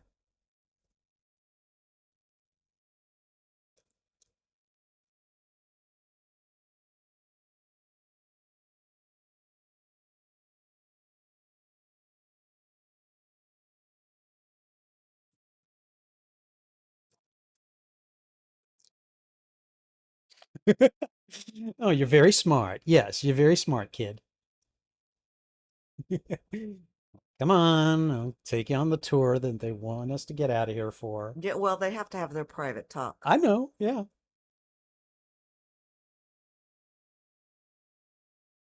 Possibilities.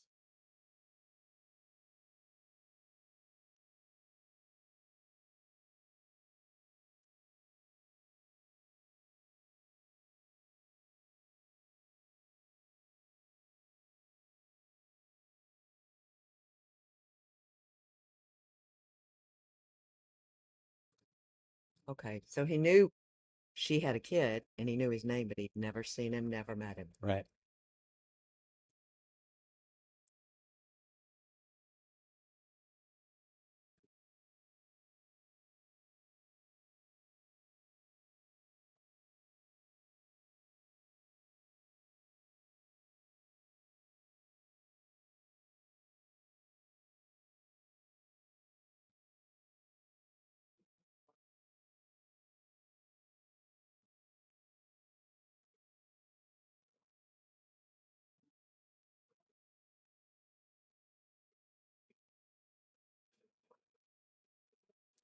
Yeah, he's had a day. He's trying to kill me.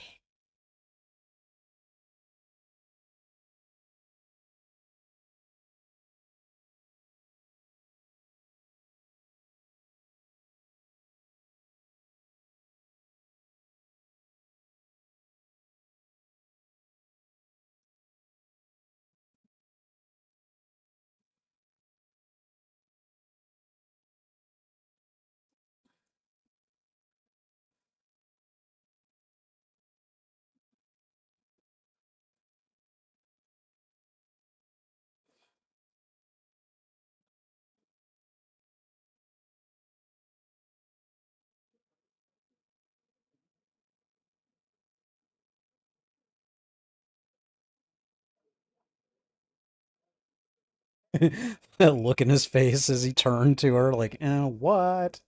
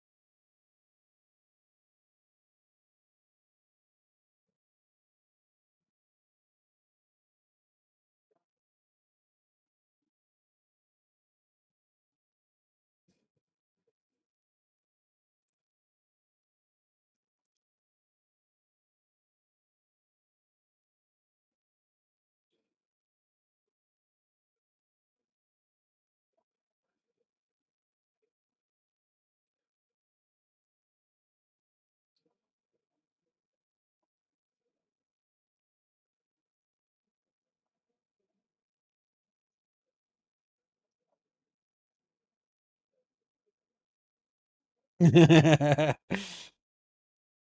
when you say let this woman cook, you let this woman cook.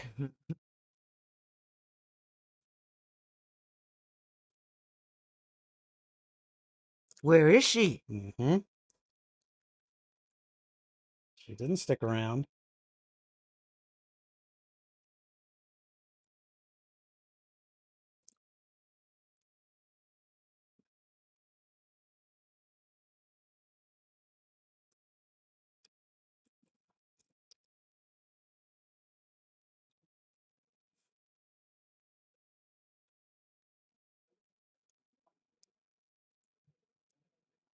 Yes. The old explanation. The no-win scenario.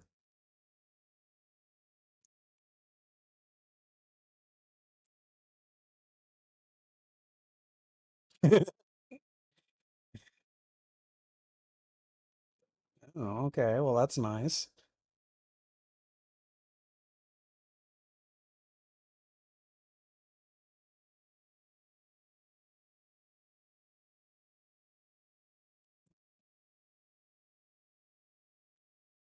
The look on her face.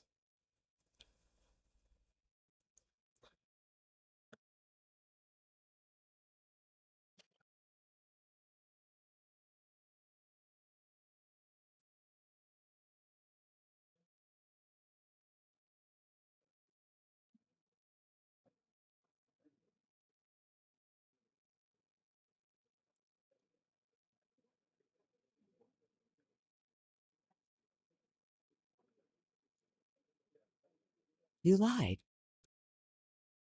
I exaggerated.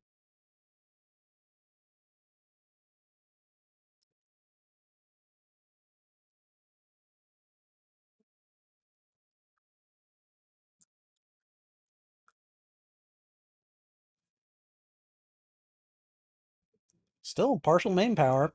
I'll take it, you know?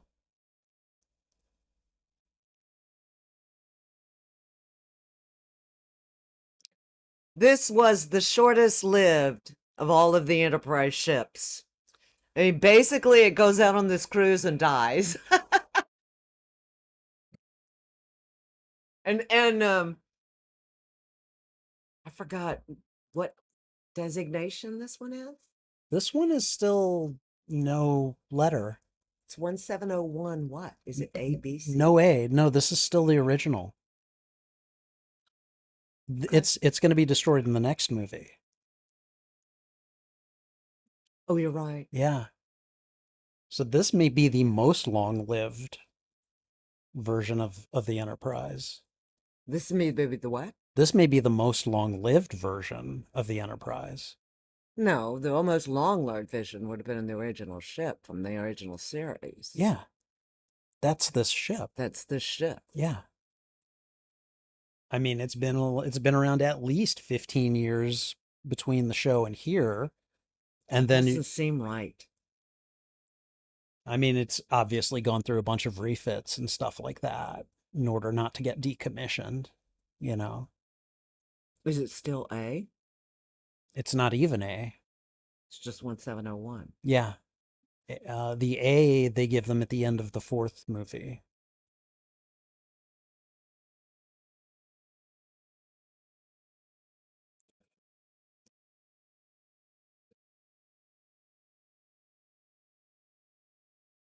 There she is.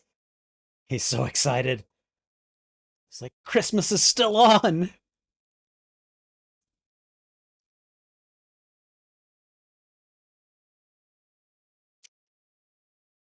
Uh, just keep on asking for it, Khan. Do what? So he just keeps on asking for it, Khan.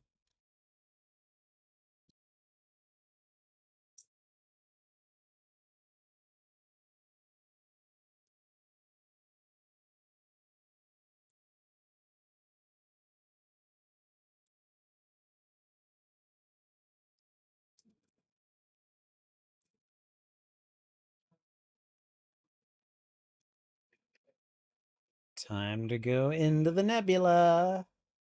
Ouch, these things hurt. Oh, I'm sorry. It's okay.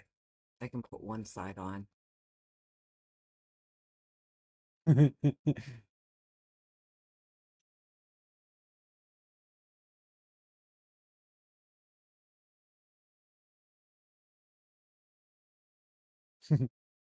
Don't you go in there.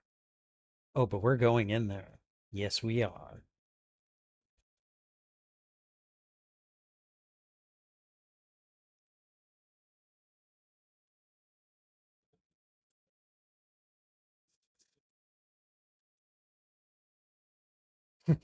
Khan's like, wait, what? You No. if he's so freaking intelligent, how come he doesn't fucking know that?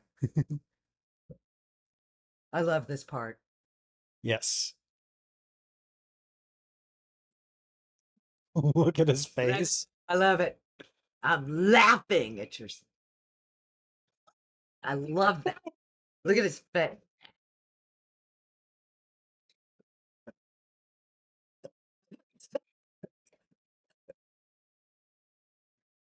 You okay? Yeah, Okay. It's like, he's consistent.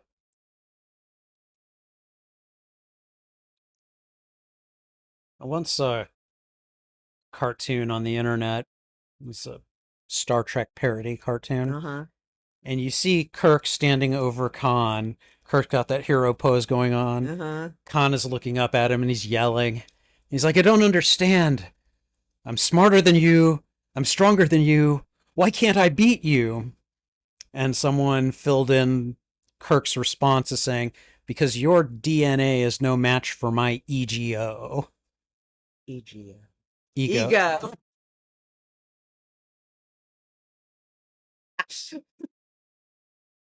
Okay, that's a good one. I like that.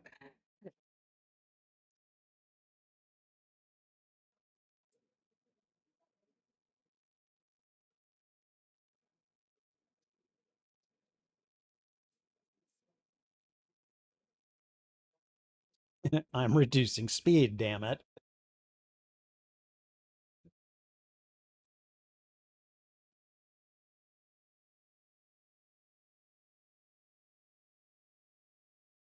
I'm thinking This about is the real cat and this mouse right here. episode or this battle. Gets repeated in Picard, doesn't it? To an extent, Yeah, yes. they fight in a nebula, don't they? In Picard? Yeah.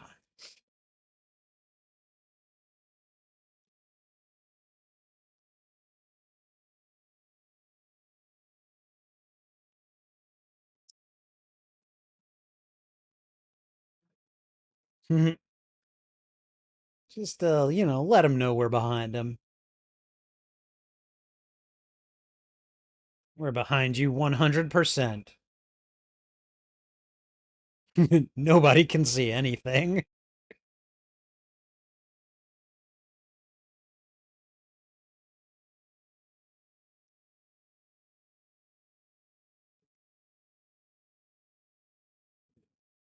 See, I don't know that it would have held course here.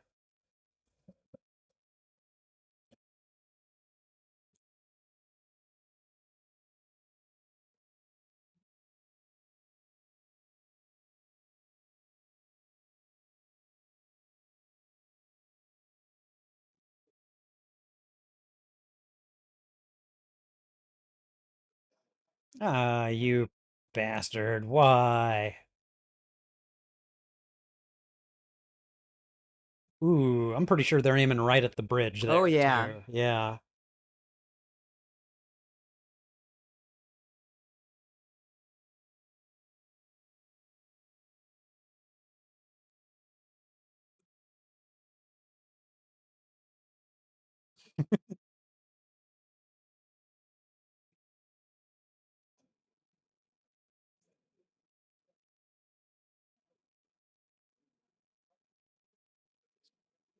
Oh boy.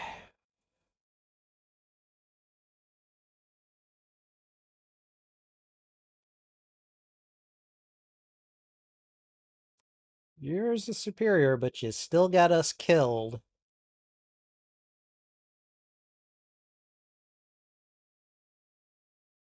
Huh. Gotta love Ricardo Montalban's performance. Well, he is so theatrical. Yes.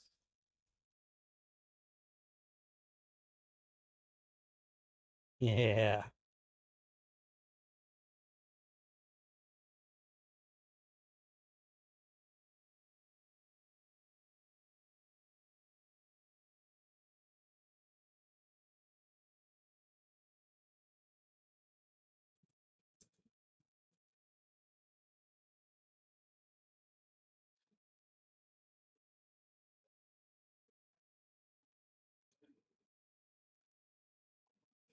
I don't know why, but for some reason that line elevated the entire movie for me, simply because of the whole two-dimensional versus three-dimensional within the nebula type thinking. I was like, I hadn't thought of that either. That's awesome, you know?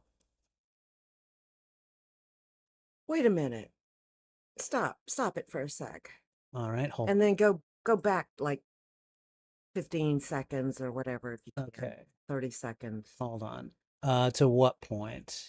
To where they're to right before this, where he gives them an order. You said back to where Spock says that. Okay. There. Okay. Uh, Now watch and listen. okay. He's intelligent, But not experienced. experienced. Hold on. I want to be able to when we hit the right time. Okay, so about 30 seconds. Okay. Yeah. I loved that line. Wait.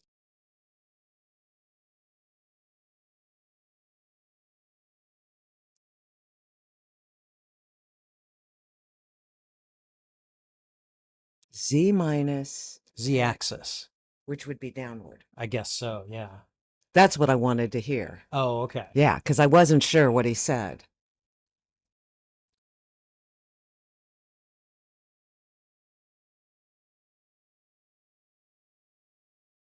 Well, they're close enough.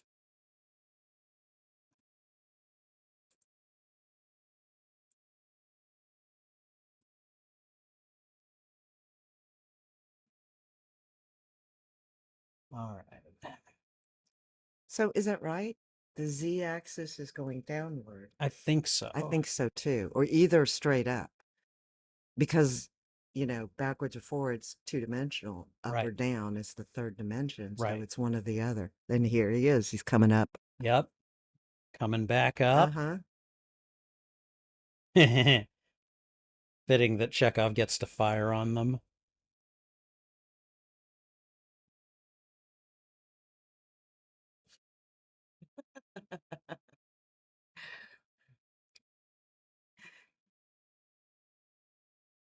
Fire. There we go.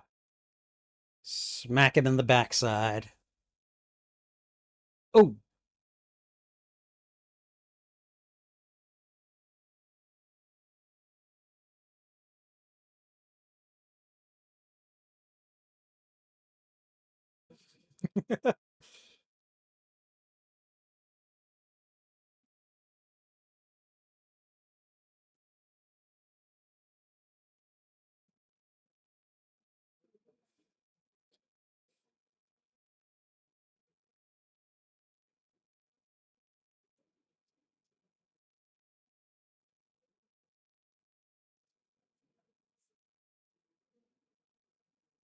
Because they really smacked him there.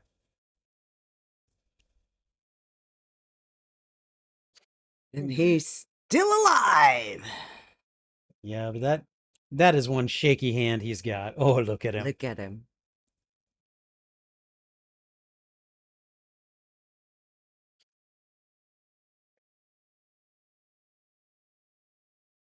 Con, I know how you're feeling, man. I'm having a bad back day Oh, myself God, here, you know.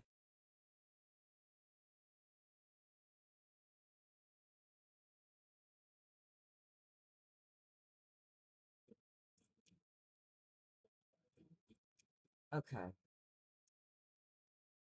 Now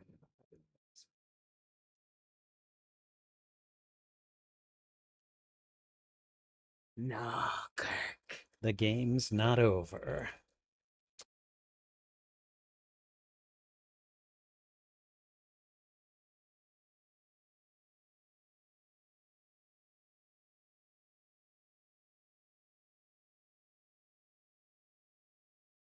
I like the initiation sequence on this device.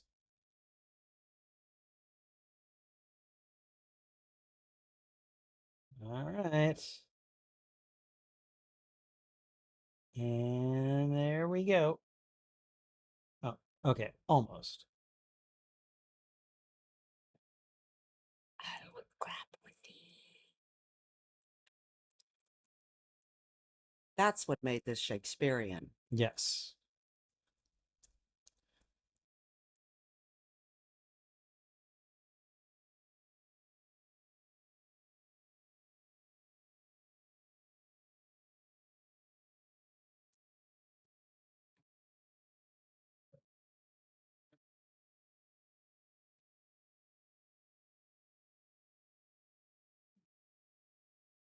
It's a good thing David was on the bridge at the time.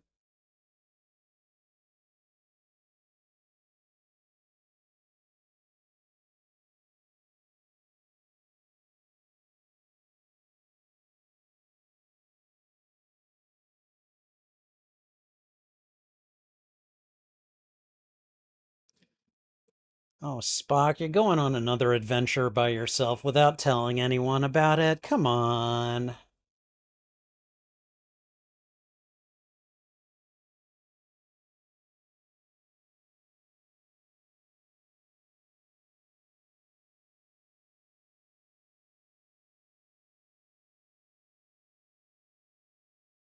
It's like, I'm able to do this, I'm going to do this, you know?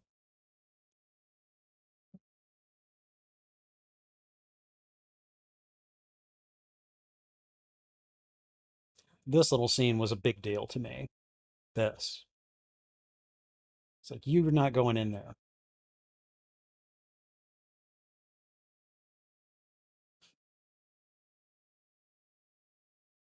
He may argue with him, but that's still his friend.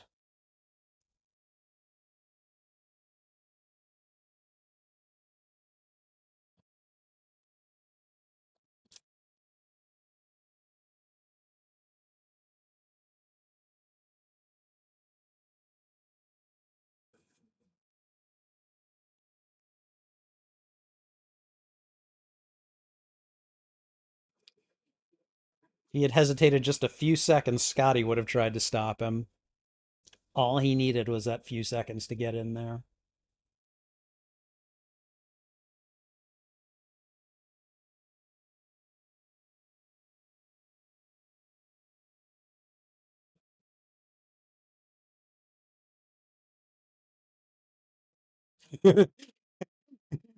All kinds of chaos.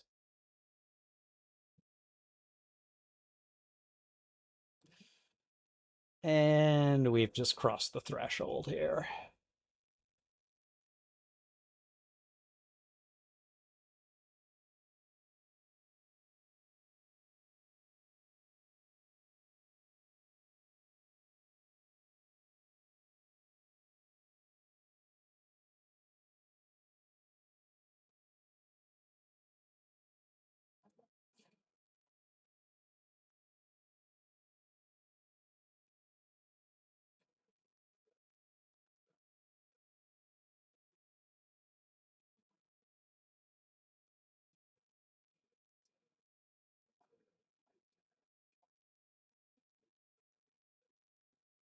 They've all got dead men's expressions on their faces and everything. Yeah.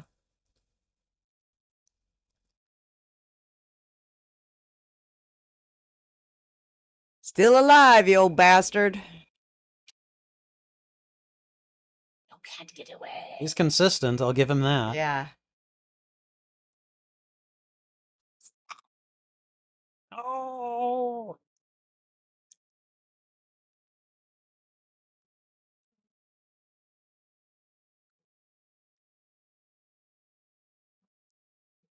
And now he finally dies. No, he doesn't die until the Genesis thing, actually, I think. I think that's the last we see of him, though. Sue was like, yeah, I'm going.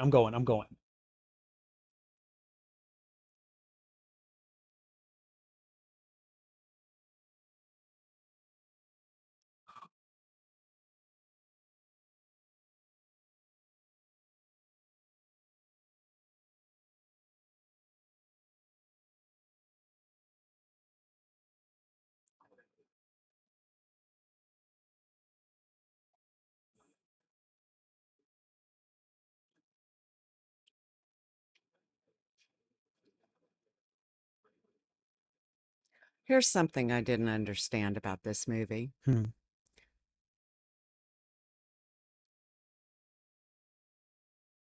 It wasn't on a planet. Yeah, I was just thinking that too. Yeah, it was out in space. So how did it create a planet? Out of nothing. A ship, basically. I don't know.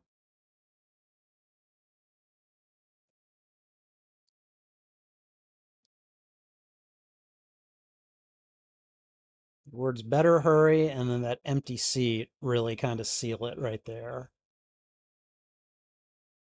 Like if you're Jim Kirk and those two things are occurring, it's like, gonna gonna go and tend to whatever's going on as quickly as I can.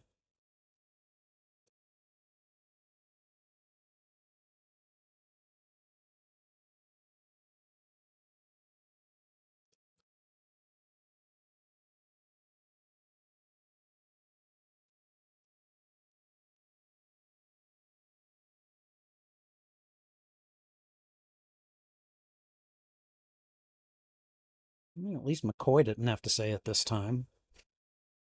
You're dead, Jim. Yeah. Yeah.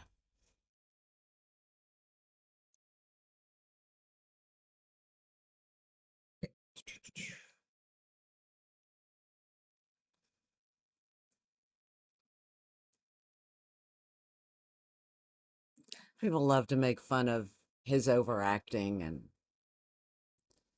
but this was a great scene. Oh yeah, no, this scene never fails.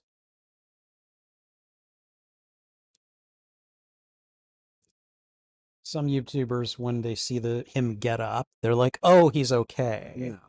and No. then it comes. He's had a massive dose of radiation. Yeah, Nobody could survive. he's probably blind right Yes, here. he You is. know, yeah.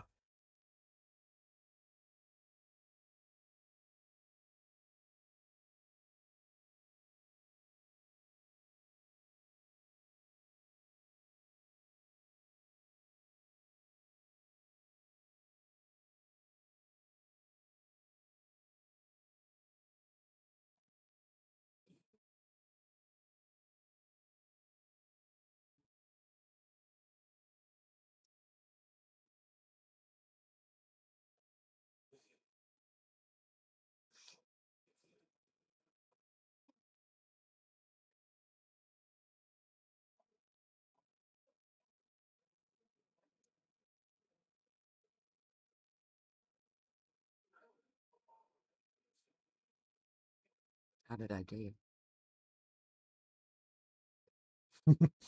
I think that's the closest thing I've heard to a joke that he's ever tried to make. You know.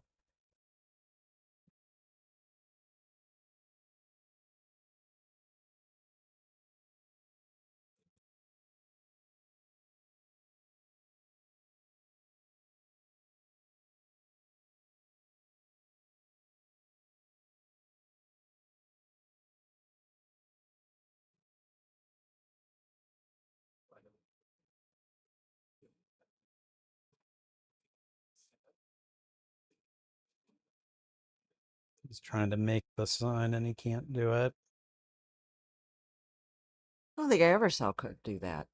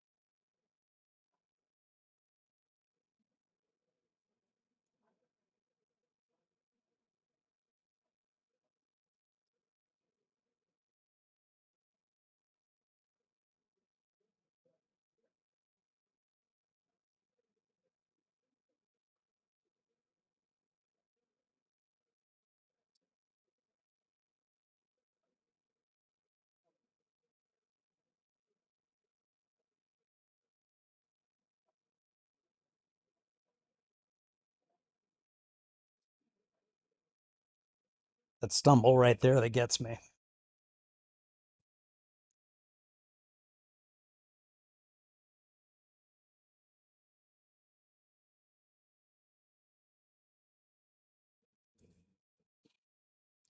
Again, a lot of YouTubers are just they refuse to believe it. Like even as this burial tube is being sent down, they're I like, couldn't believe you it. know, I remember being so shocked. Like I had no idea this was going to happen in the movie, and it just shocked me. yeah,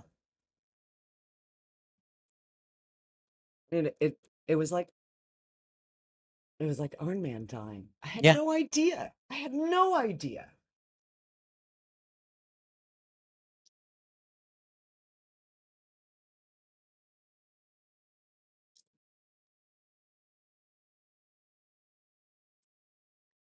It's like finally when they shoot his burial tube onto the planet, then it finally starts to set in for some of them. Like, oh my God, they actually killed Spock. You know,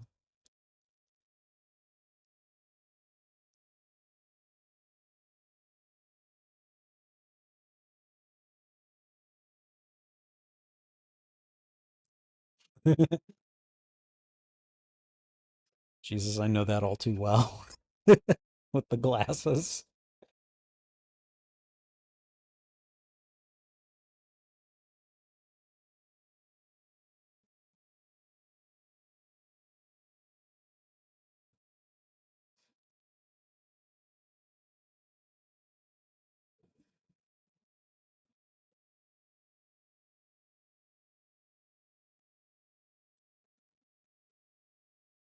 I thought this was rather pompous of people to talk to him like that. I mean, nobody likes losing people. Right.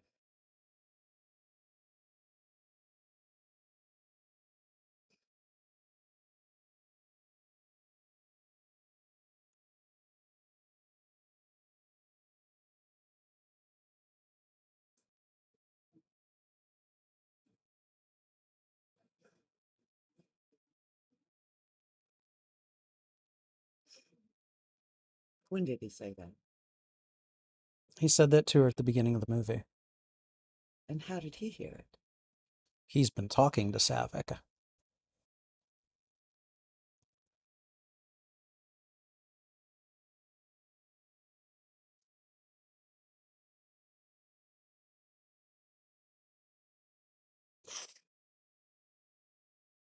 Yeah, basically, yeah.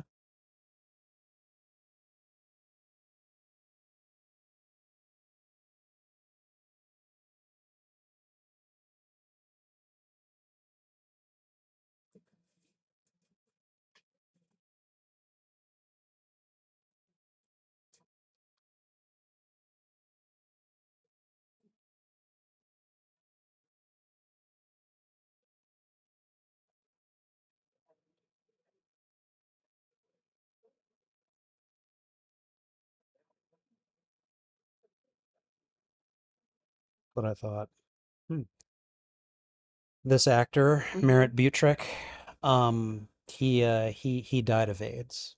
Really? He did. When? They say? I think it was in the 90s. 90s or early 2000s, I think. Oh, yeah. 1989. Wow. Yeah.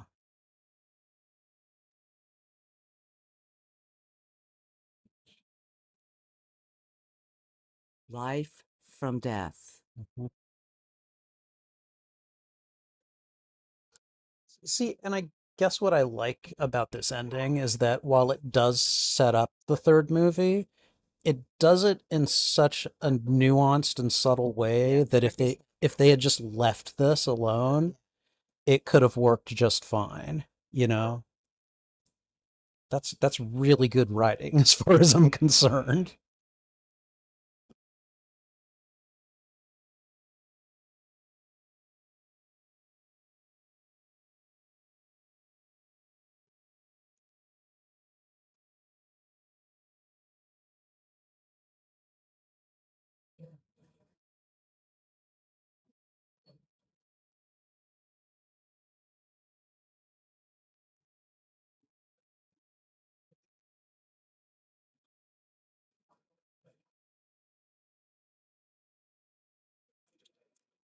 There are always possibilities.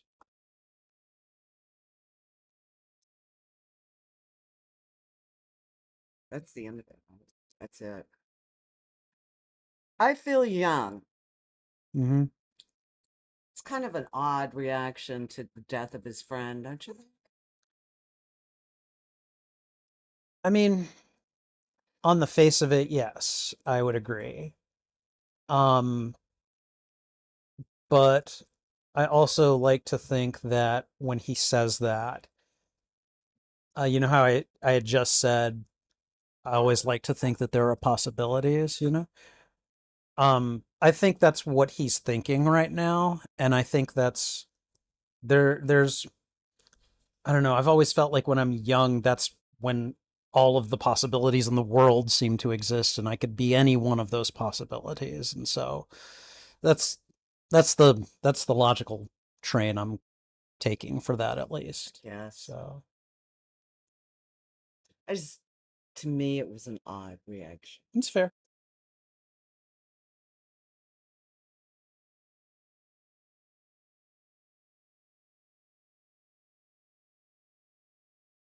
I think capping it with Leonard Nimoy doing this was beautiful.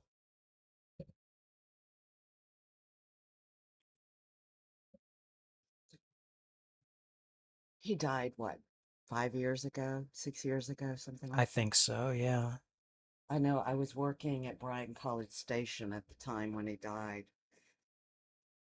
And I remember that day being really upset that day when he died. It just kind of ruined my whole. So I can tell you because I remember being fairly upset when Leonard Nimoy passed. Yeah.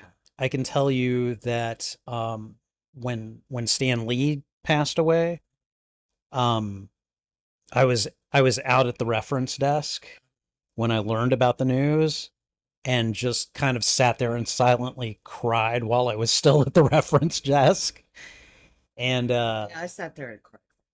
yeah, so but And I tell you what, when Kirk died in the movies, oh, I remember. you and I went to see that together, Yes. Yes. and I cried. Oh yeah, I remember. I remember you cried quite a bit. Yeah.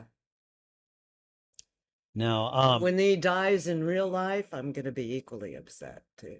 oh Shatner, yeah. Shatner, yeah. Yeah. Oh man, ho. I mean, like the interesting thing is that like Patrick Stewart is not that far behind Shatner in age, you know? Yeah. And so like I mean, either of them could go at any time at this point, really, you know. And that's the next generation.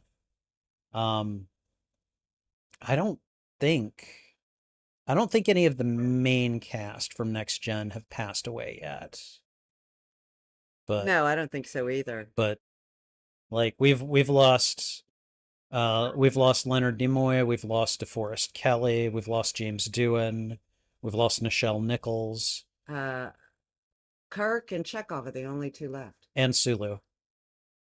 Oh, Sulu too. George Takei is still Sulu. alive. So but yeah, no, it's getting to the point. I mean, you know, like we all age, we all die, you Yeah. know, including our heroes. So but yeah, I don't think there's a post-credit scene to this one No, either. So there's no final. this is way before they did post. Do you remember? Do you remember the first movie that you ever saw that had a post-credit scene in You it? had to tell me to stay in the movie theater and watch the post-credit scene, Mom. Yeah, you did. I don't know. For which It was one of the Marvels. it's probably Iron Man. I don't know. I don't know which one it was, but Okay. I remember you telling me Yeah. after the movie, Sit down. Don't leave. don't leave.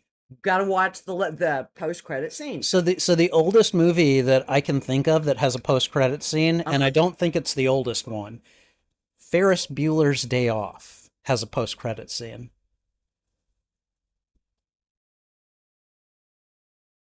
I'm trying to think of what it is. He comes out like in a robe, and he's like, "What are you still doing here? The movie's over." Go home. Oh, I don't remember that You at don't all. remember that? Not at No, all. that's totally a thing that happened, and that's as good a place as any for it right now. Um, but yeah, this is in clearly yours and mine opinion, this is the cream of the Star Trek movie crop. There's still a lot of good ones out there. I think Voyage Home is really good. Final Frontier is really good. I think First Contact with the Borg, that one was really good, you know. I own, what is it? Um, the one where Kirk dies. Which one is that? That's Generations. Okay, I own Generations, and I own one more, and that's really all. I've never, gone out and bought them all, which I probably should. I mean, at this point, you could do that. You if you've got a Paramount Plus subscription, I do. you basically got access to I all of know. them. That's why I haven't done it. The only other thing, if you really wanted to own them, but you don't want to like collect the physical media, I have a Fandango at home account, and I often will buy digital movies that way if they're on sale. Like, I'm not paying more than like $7 or $8 for a movie, Yeah, because there's no guarantee that you're gonna be able to keep it. exactly. But like, I found the Back to the Future trilogy. I think it was on sale for like $20. And I'm like, I'll pay that much for those three Yeah, movies, you know. yeah. So, but yeah, no, this is one of those movies that, I mean, you remember me. I used to I used to have all of the tapes and everything, you know. Yeah. So, There's another episode in Deep Space Nine that I really happen to love. Um, Basically because it's all on the holodeck. uh-huh. I don't know if you've ever seen it, What's it what but it's let's see. The doc buys this program that's a 1960s nightclub, Okay. All right. and it's got this singer in it, and Vic Damone plays the singer. You Okay. seen it? I've seen some episodes featuring that act. And the mob moves in and takes over Vic Damone's club, basically. Beats Boots him out. Okay. Okay. Beats him up. And so the crew, and the guy explains it. The doc explains, he goes, it's like a Jack in the Box. My friend like Uh-huh. wants to change things up so that, Right. it doesn't get boring. And everybody's mad because they're not happy with, I mean, basically Vic's club becomes a strip club. And they got girls that are dancing and, pointing guns. Okay, so I don't think I've seen this one. So they're trying to figure out, what do we do? They can't just delete it because they'll delete Vic, and Vic is their friend. Yeah, that's right. Okay. So they have to figure out a way to beat the Jack in the Box, but still keep Vic's memories in his place, right? So they come up with this elaborate scheme, and it's like a heist movie with the cast of Deep Space So Nine. it's the Italian Job with great. DS9. Nice. All right, let's do the what I like to call the postmortem. We're gonna do the official reaction and review. We can actually take these off. We don't need them anymore. Yeah, I'll see about finding a different set. Those were I'm used to my wireless ones. These ones with wires drive me crazy. yeah. Knock them off. I tangle in them. I should look at a wireless set at some point. I just haven't yet. It's just so much. Yes. All right, let me just make a quick adjustment here. I know that it can hear me here. All right, and hopefully, all right, okay, all right. So I'm gonna go ahead and turn this. Oh, right, okay. I've got it overlaid so that it's weird. Okay, there we go.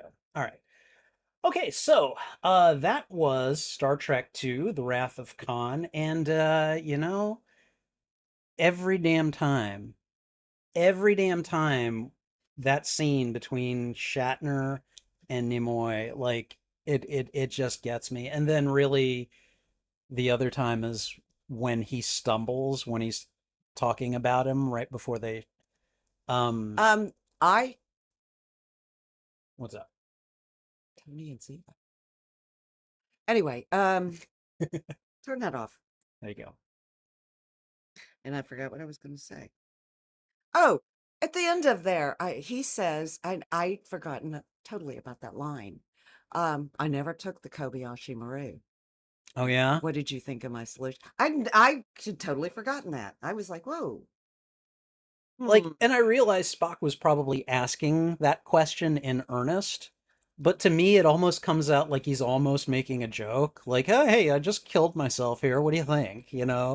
Um, I don't know. It's to me, it's the closest that I think I've ever seen Spock come to making a joke without it being some, some scripted or, set up thing. But but yeah, I remember this movie and the effect that it had on me the first time I watched it. And I, I remember the effect that it had on you the first time I saw you watch it. Which clearly would not have been the first time that you had seen it, right? Didn't we? This would have been in 1982. I don't think you would have been taking No, me no, into no, theaters by no, that point. no. Yeah. No, I probably saw it on you know, in the theater, I'm sure, but Yeah. yeah, Okay. it would have been later, Yeah. probably during the day when nobody was around or anything. Right, when you Yeah, were able to get, exactly. someone to watch the kids. Exactly, Yeah. exactly. So, but yeah, no, this one for me, this is one of those Star Trek experiences. If you're a fan of the franchise and you haven't seen this movie, I don't understand you. Like why have you not seen this? Because um I'm actually working on a video for this channel. It's going to be a list, and it's going to be what are the 10 most memorable moments in the franchise, just like across everything In Star Trek. in Star Trek. And so that's going to be a very different list for everyone who makes it. But for me, number one, the moment that sits atop all others is Kirk and Spock at the point of him dying. And then Cisco saying, I can live with it. I can live with it. I haven't even watched that moment, so I can't put it on the list yet. Yeah. You gotta watch that moment. Oh, I will. I Yeah, will. I can live with it. He's trying so hard to convince himself. It's Yeah. great. But yeah, like this movie is in a lot of ways it's an accidental classic because again, having watched Space Seed recently for the first time, I mean, it's not a terrible episode, but it really wasn't that memorable by itself. Like Ricardo Montalban is in it, but in my Yeah, but the mind, way that they picked it up, though, that yeah, was so, I mean, because it, like you said, wasn't that memorable of an episode, wasn't that great, but the character, Khan, yes. that was memorable. Yes. And it actually Spock does have a line towards the end of that episode Mhm. where he talks about, it would be interesting, Captain, to come back in a century to this planet and see how the seed that you have planted has grown. And I was like, that's strangely resonant when you think about how this movie occurs a mere 15 years later, because the seed has grown, Yeah, don't you you think know? it's kind of, and I was thinking about this after, while we were watching it, and they said that SETI 5 SETI Alpha 6 exploded. explode. What would make a planet explode? Now, if it was a star, I could see it. Mm-hmm. But I remember when he said that, I'm thinking, what? The planet exploded Well, let's see. The Klingon moon of Praxis from exploded. overmining from Right, the actions of humanoids. right. Yes. So, But SETI Alpha 6 was supposed to be essentially next to barren and lifeless. So that's a good question, actually. That's a it's really one good of question. those logic things that you're watching it. Those things I think I need to ask Google. Like, hey, what caused SETI Alpha 6 to explode, Google? They never say. They never say. They never said that officially. Uh, I mean, why would a planet explode? That's just my, we got a comment from Christine saying that your mom looks like Lily Tomlin. oh, okay. Thank you.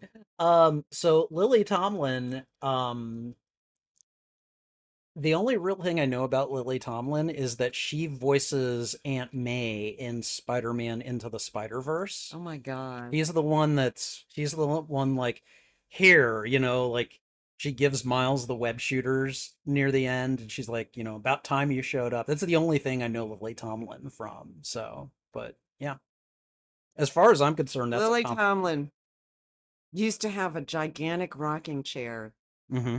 that she would do an act in. She would be sitting in there talking like a little kid. My name's Edith Ann.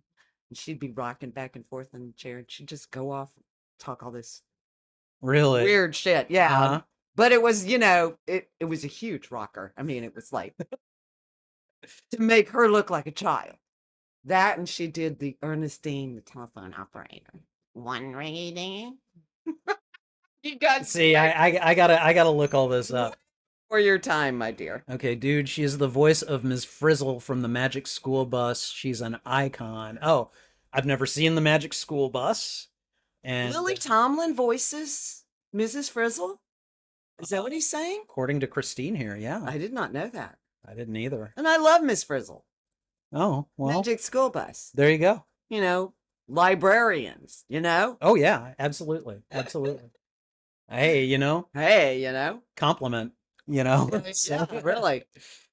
Um, but yeah, this movie, of course, is just one of the one of the absolute you've got to watch it if you're a fan of the franchise. And I can't tell you how many times I've seen this movie. I'm guessing it's the same with you. I have no idea how many times I've seen this movie. Yeah.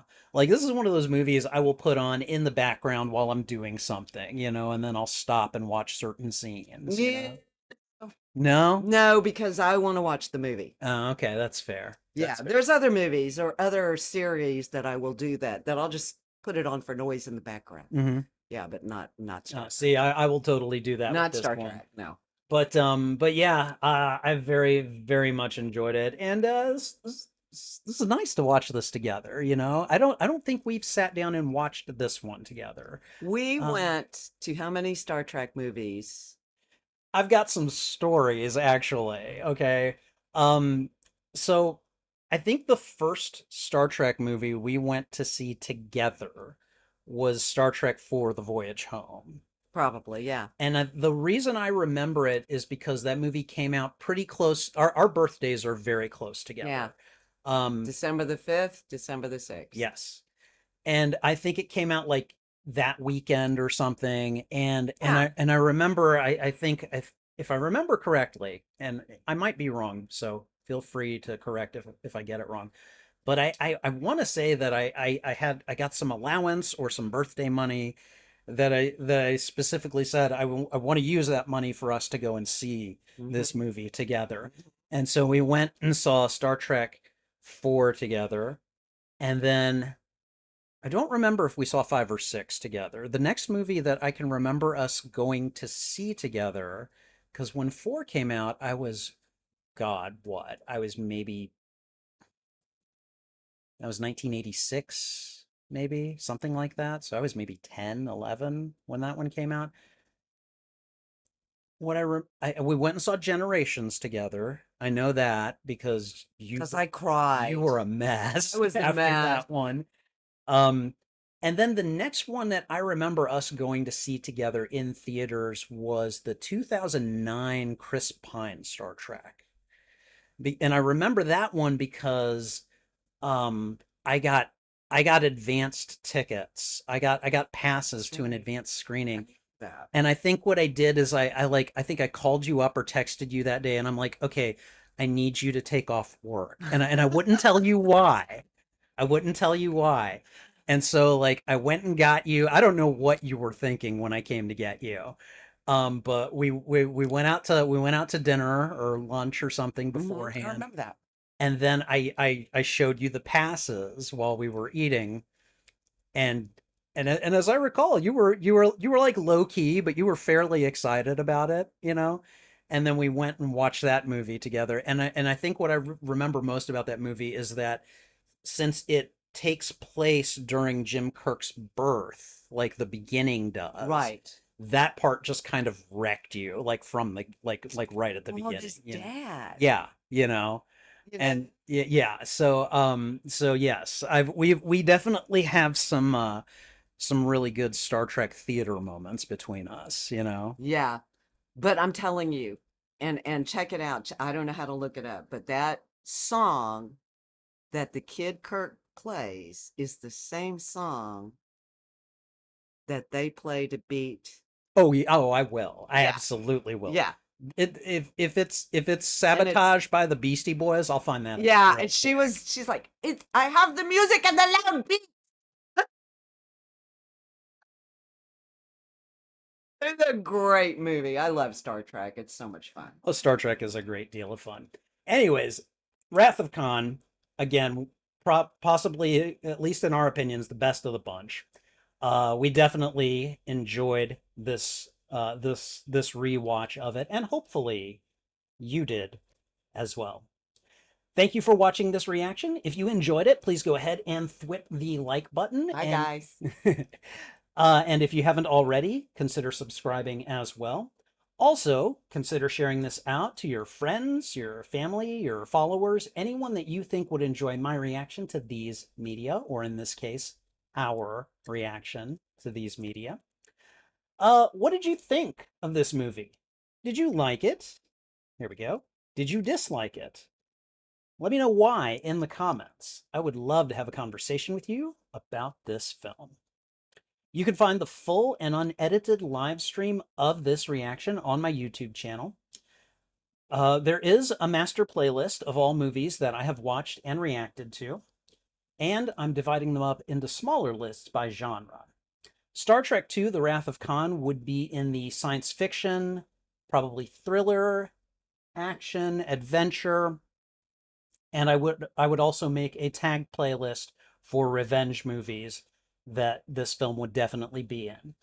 Whichever of those playlists you go looking for, you can find them on my YouTube channel under the category Watch Party. And finally, channel memberships are now live on the Spidey Librarian YouTube channel. Check out the membership tiers and see which benefits you'd like access to. Perks include shoutouts, members-only videos, members-only live streams, and early access to selected uploaded content, as well as a few other benefits. And that's not even mentioning my custom emotes and badges, which I think look pretty good. Check out the membership tiers today and see which perks you'd like access to. All right, and I think that's everything. So thanks again for watching. This is Spidey Librarian and Mom. Mom librarian. And that's she actually is or I was I'm a librarian. retired librarian. Yes, yes. So, but until my next stream or upload, I'll be wishing you a good day. Bye guys. All right. And let's see. I'm going to take just a couple minutes before we end the stream because this part we can edit out. I just want to go through the chat and see anything significant that was said that maybe you could respond to if you want. Let's see. CG's favorite character is Spock. Wrath of Khan is definitely one of the better Star Trek films. CG can understand why Wrath of Khan, why it would be thought of as the best Star Trek film, since he's such a big fan of Jean-Luc Picard. It's hard for him not to be partial to the films that have him, which, I mean, that's fair. I think First Contact is really good. Actually, I think we did go and see First Contact. We did go see First Contact because I remember you cried that it was the Vulcans that made First Contact. Yeah. I remember that. It didn't occur to me. Yeah. Let's be very thick somehow. I mean, it's what happens as we get older. I mean, I certainly feel it. Mom librarian. Well, thank you. Hello, Mom librarian. There you go. You just got your moniker right there. Wrath of Khan is one of the biggest examples that he can think of when thinking about a sequel that is better than the first film. That, yeah. Oh, God, yes. Because the motion picture. Yeah, I don't. Well, Aliens. No, not really. I mean, Alien is tough to beat. But that movie scared the shit out of me. Yeah, it did. I think I was It was 15 and I watched it in the movie theater. Yeah, yeah. It scared the ever loving crap out. I was like, yeah. hiding in the movie theater. I've rewatched that movie a couple of times, and like I know when Yeah, the deaths are coming, yeah. and It it's still scares you. still like those jump scares are still effective. That movie is a masterclass in tension building. There is this the making of film. I want to say maybe it was on Netflix, and it was the making of Aliens. It was hilarious. Oh yeah? Yes, because they were talking about how they were trying to figure out the alien body and the alien, and they built it out of trash bags. Oh, I can believe that. And they're talking about, yeah, we had, this big old trash bag thing, and we're like,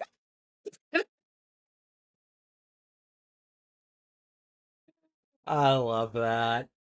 I love that. Blair, it was pretty funny. Let's see. He felt disappointed by the motion. Yeah, definitely. Who wasn't disappointed by that movie? Wonder whether or not Wrath of Khan could ever be topped as the most well-liked Star Trek film. To me, that's the summit to conquer. Yeah. Let's see. Your mother seems like a really nice person that loves Star Trek as much as you do. I mean, she got me into it. Yeah, I'm the reason he watches Star Trek. Yeah, yeah. Like I watched it through osmosis mostly. And do you remember going? What year were you born? 1977. Oh no, you don't. Okay. The year you were born, I think, was the year or the year after that Star Wars came out. It came out May of 77. And I can remember seeing it in the theaters and just being absolutely blown away, amazed by that movie. Oh, I can't even imagine what that must have been like. Yeah, just blown away, amazed. I mean, it was like, wow. Yeah. Like this before. Yeah, no. I've had a lot of I've had a lot of older Star Wars fans who tell me that I can't ever be as true a fan as they are because I just don't know what it was like to be in that theater or that first time that those movies were being shown and everything. And I remember thinking like, okay, that's kind of a gatekeeper thing to say, but like it is. But it's like, yes, I will never have that experience, but like I have since had experiences that I think are very close to it, Well, and you're especially like the guy that goes to the premieres. I mean, yeah. Yes, I am. Let's be honest. I'm not going to do that. So, all right. And then I think we've gotten caught up to everything. CG hasn't seen any of the Star Trek films in theaters. I do recommend that whenever you get the chance, whenever they make another one for theaters. And yes, final comment is you being called a mom librarian. I think we've got your moniker for the next time you show up here. Mom librarian. Did you have a good time? It's okay. It's okay. Interesting. Okay. Well, good. I'm glad you at least got that out of it. So, you are of course welcome to come back and join me whenever you want for another movie or show or whatever, or just to be online and tell people embarrassing stories about me if you want. You never know. So. All right. Well, I think that's going to wrap it up for this one. Thank you guys for coming out to this very special edition of Classics Revisited. We're going to go ahead and sign off. My mom has got to go ahead and drive across town in order to get home. So all the way across town. Yeah. So I don't want to keep her for too long. Thank you guys for tuning in. I appreciate it very much. Take care. This is Spidey Librarian and Mom Librarian. And until my next stream or upload, I'll be wishing you a good day. Bye.